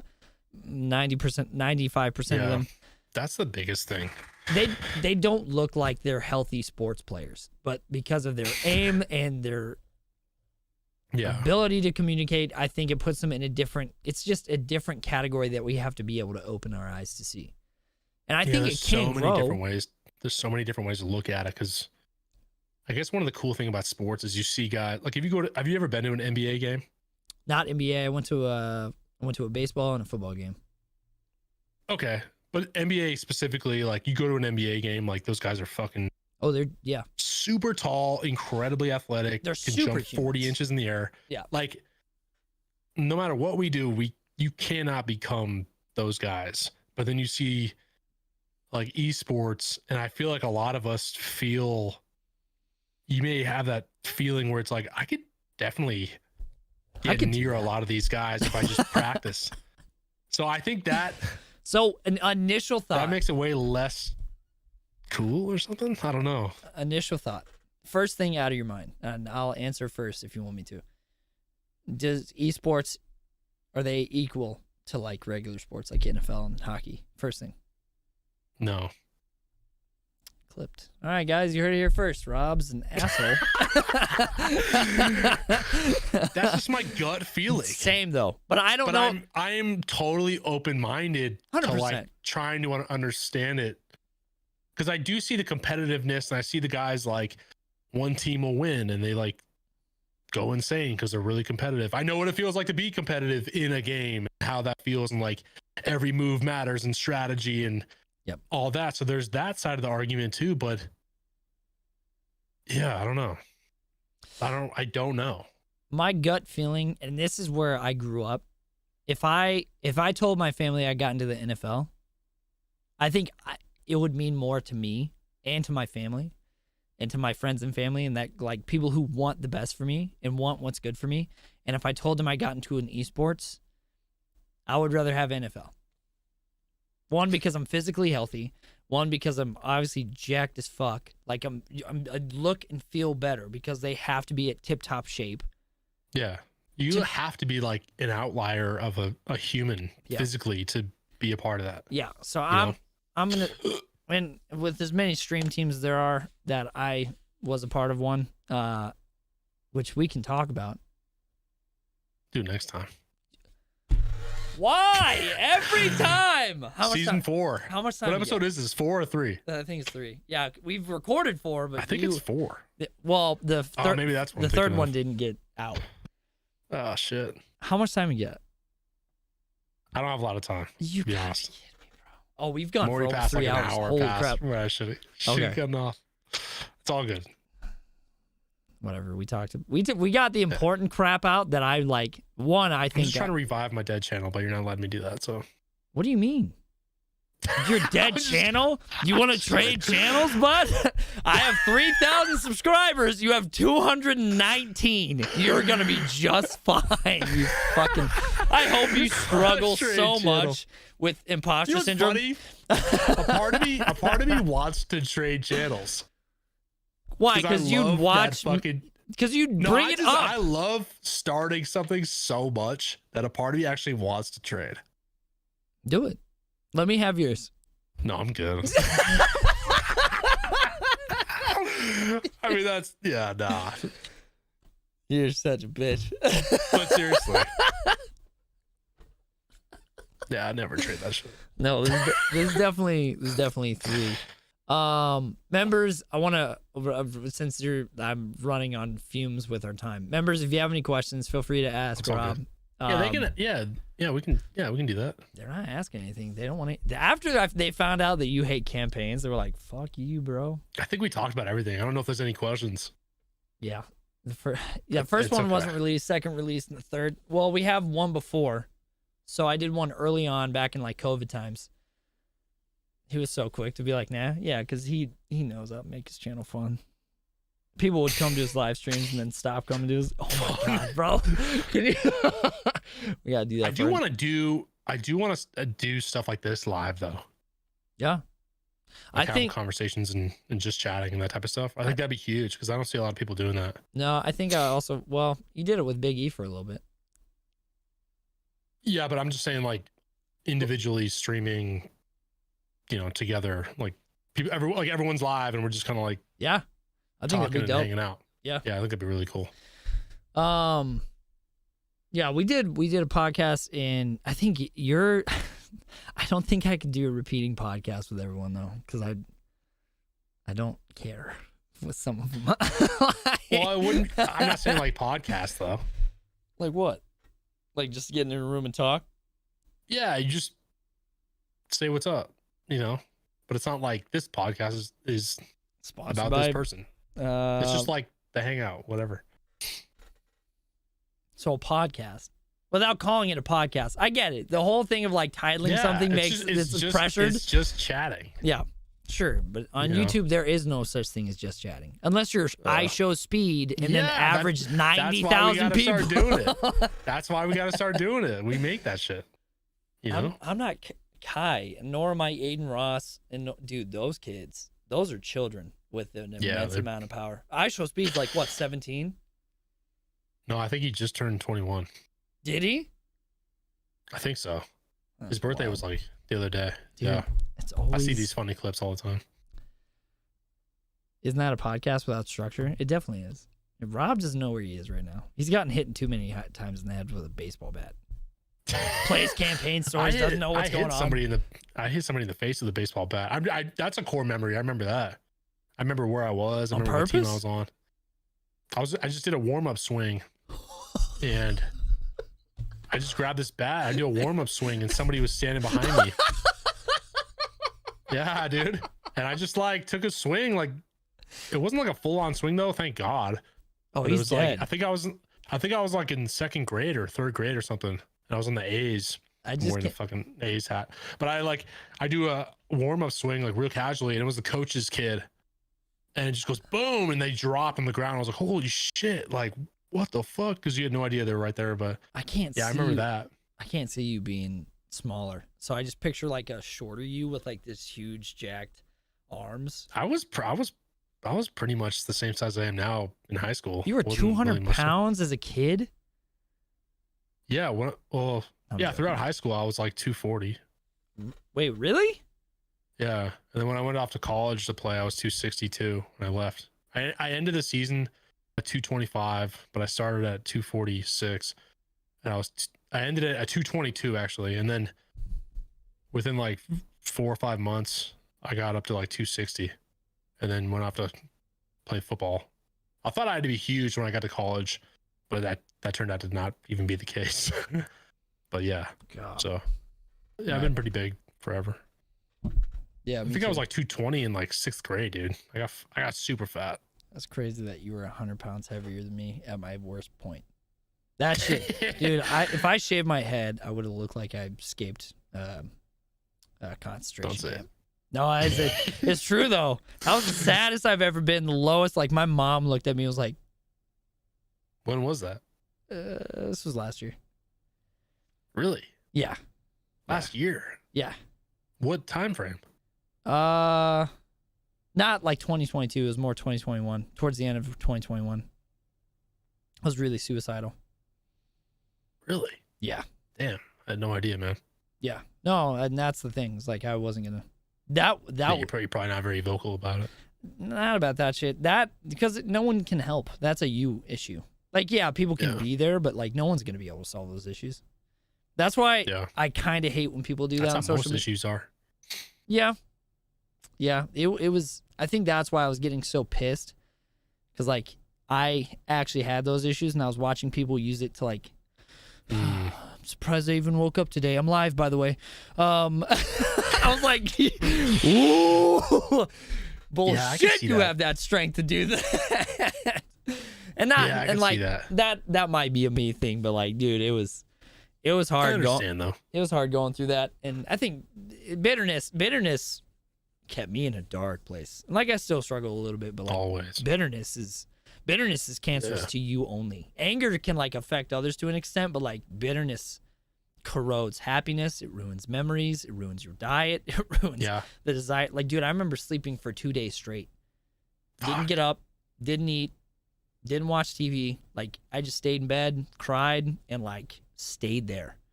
Yeah. And I remember my sister like checking up on me.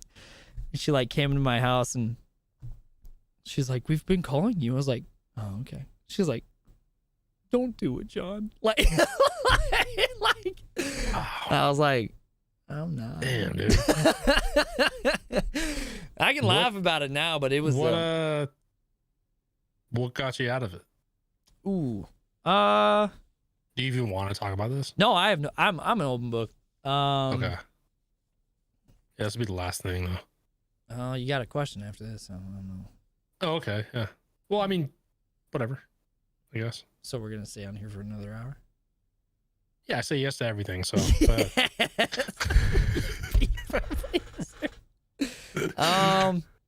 Yes, fucking say no. I had to do a lot of cutting. There's a lot of people in my life that I was letting say some stuff, some family stuff. I had to put boundaries on people, and boundaries was very new to me. Like, I let people in, and when people told me that I needed to do something to be a certain way, if they were okay with me, I was okay with me. And at the time, not a lot of people were okay with me, and so I looked in the mirror and I was like, fucking, why are you here then? Like, if no one likes you, like, what is the point of you? And so, and I think like, that was what are you contributing? Oh yeah, to the world, 100%. And I think that's where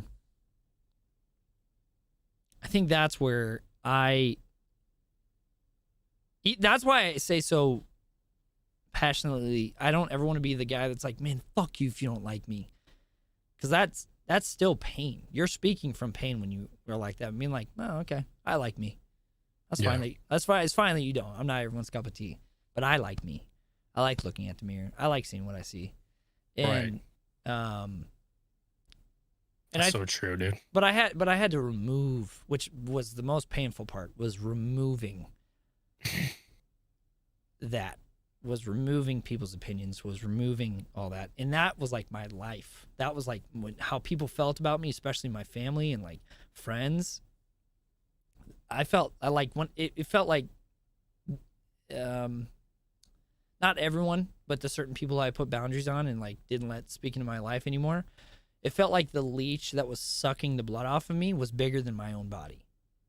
Like when I got that off, I felt like I was like, I'm nothing right now. Like, you have all of me, and I'm just whatever. And so building from the ground up, and I think that's why I'm confident now with what I'm doing. Like, there's a lot of people who fucking hate me, especially with what's gone on in the last year. That I'm not going to get into until later on down the line, just because it's still fresh. Yeah. But there are people that absolutely hate me, and right now I'm good with me. And that's huge. Yeah. Like, that took a long time. Or not long. I think it happened. It was very concentrated in a year to where like a lot.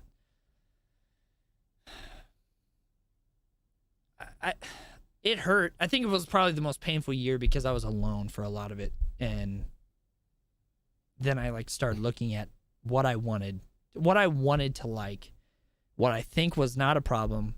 And then there were certain things that are something I don't want in my life, but it's not because of my personality. Like, they don't go hand in hand. Because I held my tongue on Twitter doesn't mean I don't get to be goofy in real life. Yeah. Like, those were all very combined. And people were like, well, you're like this because you do this. I was like, I just didn't have the confidence enough in myself to be like, that's not true. That doesn't make me that. So, Mhm. and I think after getting that, and also just surrounding myself with good people like you, Deadly, Sooner, like, Yeah, it's everything. yeah, like even my brothers, like just having people who lift me up and like have honest conversations, like it's been sick. It's been really good for me, like Yeah. mentally. Like it's crazy, man. If you're around negativity, you die. Like Fuck yeah, you don't dude. flourish. That's why it kills Yeah. me about that friend stuff. It was like, man, I wonder what kind of content you would make if you had supportive friends. You know, you're that supportive friend in the beginning. I wonder what flower could sprout out of you if like you just weren't encased in thorns. Yeah. Like, but I think about our friend group all the time. same. Like, I'm very like thankful. literally multiple times a week. Yep. I'll just think about it. And I'm like, because I just know how important it is to be surrounded by those people. You know what I mean? And what they bring to my life and how they can change your mood with one stupid text or something. Yeah. You know what I mean? And it's just, well, I mean, just everything. The people I went to when I started putting 2 and 2 together about what I want to do with my content was you and Sooner. Mm-hmm. The two people who have been, rather I respond happily or I take it in, the fact that those words are going in meant something. And the people who I was like, you were right. This is way better for me and I'm enjoying myself. And like, those were the people who were giving me the most words. Not like people who haven't been kind to me, but like you guys have been, it's like circulating good words. Yeah. It's never been like a, hey, I'm going to give you a good word and, but also, and it's all genuine too, because we know each other so well now. You know what I mean? Absolutely. So that's the biggest thing too. Like people, I get, every once in a while I'll get compliments here or there on social media, but to me, I'm like, I know these people don't really know me or I just kind of know why they're saying it.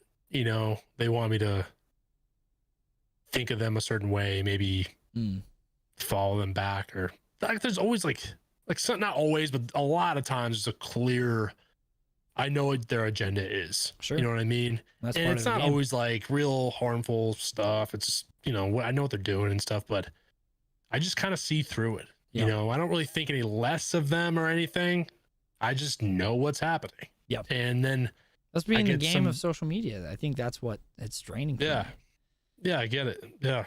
But I'll get words of encouragement from somebody else that I truly respect. And I know what they're saying is 100% genuine and just goes a lot further. Yeah. You know what I mean? So it is what it is, but yeah, no, I agree. Yeah. I'm happy to be where I'm at mentally. I think there's a lot of people. I'm happy you got out of that, man. That's huge. Yeah. And there's some people who I've seen who I'm praying that they get out of that mental place because it sucks. Yeah, now being tough. out and being able to be, it's almost like I can see myself in a clear light. I have bad days, I have flaws, but I am not my flaws. Right. I am not an entirety of a mistake. And that's how I viewed all my stuff. With how quickly social media is changing and thinking back to what social media looked like just a year ago, where do you see each social media platform by the end of this year? Oh, that's good. Fuck. You're so angry now. No, that's just a crazy question because dude, it seems like every week there's an update on Twitter. I see on Twitter or something of, one of these platforms doing something different or something changed or whatever. The stuff that I would never have expected. Yep.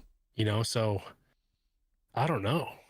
I'm so focused on like how they are now and trying to like do whatever I can with them. But I see a lot of people talking about like TikTok streaming becoming more serious and stuff, but I don't know about that. I mean, I literally don't know about that. I'm not saying it's not true or whatever. I just have no idea where they're going with that or what that looks like. It'd be cool if they made like a legitimate like platform and not just all app based. There's something about watching a stream on TikTok that just doesn't feel like a serious stream. If it's like like it feels like I should be watching it on YouTube or Twitch or something. Like I shouldn't be watching this on TikTok for some reason. Because TikTok is just known for like such a fast thing. It's fickle, bro. Like also the band, like bands happen the bands all are the crazy time. too. Yeah, the bands are crazy too. Yeah, I don't know. It's impossible for me to answer. I really truly don't know where they'll all be at the end of the year. But yeah, What platforms do you have as importance? Like Twitter, Instagram, TikTok, YouTube, like in order. Like how which one means the most to you and going down? YouTube for sure. Okay. Yeah, because I don't see YouTube ever going anywhere. I see it being incredibly powerful. It has multiple things on it that are powerful, as you know, streaming, long form, short form. The community page, which a lot of people don't ever even use. I think the community page is huge. There's not a community page section on the YouTube Studio app, which is absurd. I have no idea why they don't have that. Can't you just like go to the YouTube app and just press community? Yeah, but the Studio app has all the valuable things and everything else you can do. Like, who does that shit? So, like, why isn't it on the app? Never mind. So, I get really pissed over like UI things. Yeah, it's just so dumb. Yeah, you love Halo Infinite. It drives me crazy. Yeah, but you know that's Halo is also one of the only things that pisses me off. So. That's true. So YouTube, TikTok is huge for me specifically because I make all my content on TikTok and then, you know, disperse it elsewhere. So like using the app to do the editing and the text and the sounds and stuff. That's big for me personally. Yeah. The following on there, that's a big thing too. You know, I think TikTok is incredibly powerful. I think it's definitely a case by case basis, but by going to TwitchCon this year and having a lot of people say, "Hey, I watch your TikToks," that showed me that this app is actually fucking legit. What else? So I think Twitter is incredibly important and incredibly powerful. And it shows a side of people that you never really see. It's how people think about certain things and just like communicating with other creators in a certain type of way. That's the best place to do it. You know what I mean? That's kind of like the headquarters. I look at Twitter as like the headquarters of the content creators. We're all kind of in the same space, and then we just create elsewhere. But then that's where we like get together and talk about certain things going on or voice our opinions and see how people really think about certain things. Yeah. You can also showcase your life there very easily by through photos and stuff like that. So that's great. Instagram is probably the last one. It's my smallest platform. I've always looked at Instagram as like a very personal thing to me. I don't know why. That's just my mindset on it. I like posting stuff about my life there.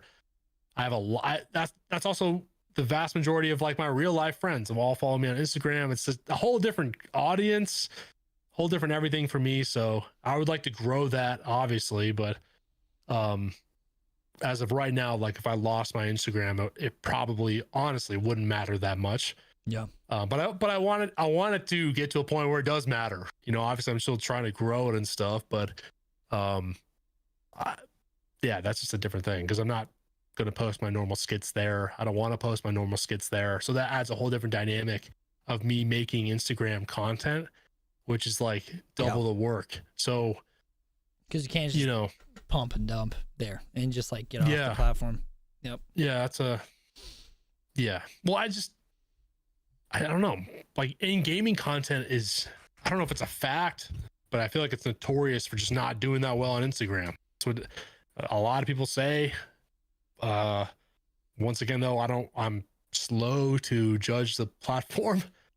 You know, I just think it's a different audience, but you do see things like real life or like lifestyle style content doing super well on Instagram and not doing very well elsewhere. So, you know, I think it's just a different type of audience, but for me to use that type of energy to be like, all right, I'm going to devote the next 2 hours of today to making like an Instagram video where the ROI is so small right now versus making content for these other platforms where there's a huge audience. It's just, you know, just one of those things, man. You just doing super well on every single thing. I think it's a pretty rare thing unless your content, you know, perfectly applies to everything. Unless you're the dentist and that man, which is rare. Trillions of views. But he just, and also like, his stuff is super relatable as well. Like everybody has teeth, you know. Like if I post like Call of Duty shit on Instagram, like the 40 people I know in town are going to watch and they don't even know what Call of Duty is, you know? So I'm making these skits and they're like, what's he even talking about? I start talking about like the car 98 and they're like, I drive a car. is that a fucking Dodge? What is that? You know what I mean? Like, so I just like, I'm not going to post this. It's going to be weird. And then I also cuss a lot in my content. And the thought of like my dad and my fucking, you know, aunts and stuff, like watching my stuff and like seeing me be like that's kind of weird to me too. Like, I don't really want to be like that either. I don't know. It's just a weird thing. Maybe I just have to get over it, but would you ever clean up your content? Like make it family friendly? Be a Nick A, H, or whatever his name is. Wait, who? What? Nick EH. He's like the family friendly content creator. Oh, the Fortnite guy? Yeah. No, I wouldn't be like that, but I could that's the thing that's tough. I think a lot of my comedy, I use cussing in it to really drive home like a point, or also cussing, like it'll be like, whoa, like he just said that word, you know, this is a way more serious piece or whatever. I don't know. It's just it's a way more like polarizing thing when someone just says fuck in a video and you're like, oh shit, like, you know. And I started cussing in my videos a long time ago to see if it affected my videos, and it never did on TikTok because that was a conspiracy people had. And I'm like, I'm just gonna do it in like my next 10 videos and see if anything happens. And then my page like started blowing up and my videos were doing super well, and I'm like, all right, so much for that. And I just started doing that. And then, I mean, I'm known for holding the F word. You know what I mean? Yeah, like that I'm known for the F word, you know? So, you know, whatever. But I don't think I'd ever clean it up, but I can definitely clean, you know, there's certain things I can do, but, you know, whatever. But yeah, I don't really know. That's, as far as the platforms go and how they're going to be at the end of the year, I don't think anybody can project that really, and how they're going to change. And algorithms probably change every couple of weeks and people just don't even realize it, dude. I mean, dude, you know, TikTok was almost banned in the whole US like 9 times. So yeah, I was going to say like 9 times. I remember, dude, I remember the first time that came out and everybody was posting TikToks like, if this app shuts down next week, follow my Instagram. And I'm like, dude, it's not going anywhere. Like, what are you talking about? I don't know how much money this app makes, like all these businesses in the country. Yep. It would, dude, no way. I agree. Yeah. All right. Well, man, where can people find your all your stuff? Yeah, if you just look up Big Rob Energy on anything, same name everywhere. So whatever platform besides Facebook, I guess. But yeah, that's it. Do you have a Facebook account? Actually, that's like the one thing I like never posted on. And I was gonna make a brand new Facebook page pretty soon and start posting my shit and just see what happens, you know. But right now I'm like literally at ground zero. Not even in ground zero. I'm not even on the. So I need to make a Facebook page and do that. But don't do it. I had one years ago because I got off normal Facebook in like 2016. I like just uninstalled the app, never use it, whatever. And then I made a page though for me. If anybody wanted to like this page and kind of follow me, like on the content world, then I guess you can like this and stuff. But I just never ever took it seriously. But people say like the numbers on Facebook and stuff are like legit. Like there's an audience. So yeah, kind of curious. I don't know. I mean, I have the content. It's like fuck it, might as well post it. But I hate Facebook. I hate it so much. I think I would post. I don't think I would ever like invest time into it. I think I would just post stuff and just, if it does well, it does well. I don't know. But yeah, I would never like grow a platform there and then start streaming there or anything like that. You know? No, I'm not streaming on Facebook. I'm good. I don't care if anyone stream on Facebook that like doesn't get a deal. Mr. Marvel. Does anybody like just go, I'm just going to stream on Facebook? Mr. Marvel. No, he got like a deal. Did he? Because I'm pretty sure he's like a partner. He must be partnered in some way, I think. He's like the only guy I know who hasn't gotten paid by Facebook ever. Yeah, but he hasn't gotten paid Facebook. He hasn't gotten paid through like stars or whatever it's called, but he gets paid through something else. I don't know. Also, His situation's sketch. I don't know why I wouldn't be doing what he's doing. no. But he also has like 100,000 like followers or some shit. Like he's crushing it. I think. I don't even know. I will say this is I think this last thing, and then I'm gonna let you go because this has like been. I think this is the longest podcast we've done. Which is wild. Yeah, it's all good with me. I saw someone make fun of YouTube because YouTube doesn't do like a funny way or like a cute way of paying someone. Like you pay someone with the dollar amount, and someone said that that's gross. And I don't know why. I don't know if it's because they gamified and they made it simpler for you not to know how much somebody makes. You mean like through bits and stuff? Yeah, bits and subs. But someone, and he's a huge creator. I don't want to start beef with him because I actually like his content, but he was like, I think the way that YouTube monetizes live streams is gross. The fact that you can see the amount of money someone's giving you. And I was like, why? But you can gift subs. You can become a member and stuff. Yeah. But people don't like, I don't know. But apparently, and like seeing the super chat and stuff. Yeah, and his audience was entirely like, "Yeah, fuck that. That's ridiculous." Like, is that a thing? Like, do people have a hard time with YouTube because of the super chats and like seeing an actual dollar amount? I've never heard anybody say that, so I'd imagine that's the minority, right? He's got a big. Where would the issue lie? Like you're seeing. I think it's like. See, I go to conspiracy theory where it's like because his audience would see how much he'd make and then they'd stop giving as much. Like like he's made enough today or something. Yeah. I mean, yeah, I don't know how I feel about that. Yeah. I sort of get it, but I don't know if the fact that I've never heard anybody else say that, I think speaks volumes. Yeah. You know? Yeah. Like a whole year just went by and I didn't hear one person say that. So, and the only people I follow are like streamers. So if anybody's going to hear that, it's me, right? That's what, yeah. I think. Like, what do you think about that? It doesn't bother me. I also I kind of want to celebrate people who spend money on me. I'm like, yo, thank you so much. I love that your name stays on the charts. Yeah, but. Yeah. Yeah, that's an incentive to. But that's. Ooh. What? Have we talked about this where I think I said that. Like if Dr. Disrespect's streaming to like 30,000 people and you super chat, your name is at like the top of the stream. Like, he's also not a loser content creator who has 10 people watching. Now, granted, I have around 10 people watching me, but I also don't bitch and moan about the same things like those content creators do. I think people view it kind of fucked. And I've talked to other, and no shame. Like, I'm not trying to be an asshole, but in my number range, the people will find things to nitpick and being like, well, I don't think that you should have a top tip or have a top member or have whatever to celebrate the person who spent the most, because what about the people who couldn't spend that much money? What does that have to do with the streamer? Because it looks like it's predatory.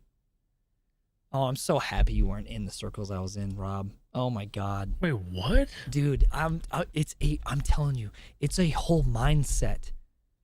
A legit mindset. That's not your right. That's not your problem.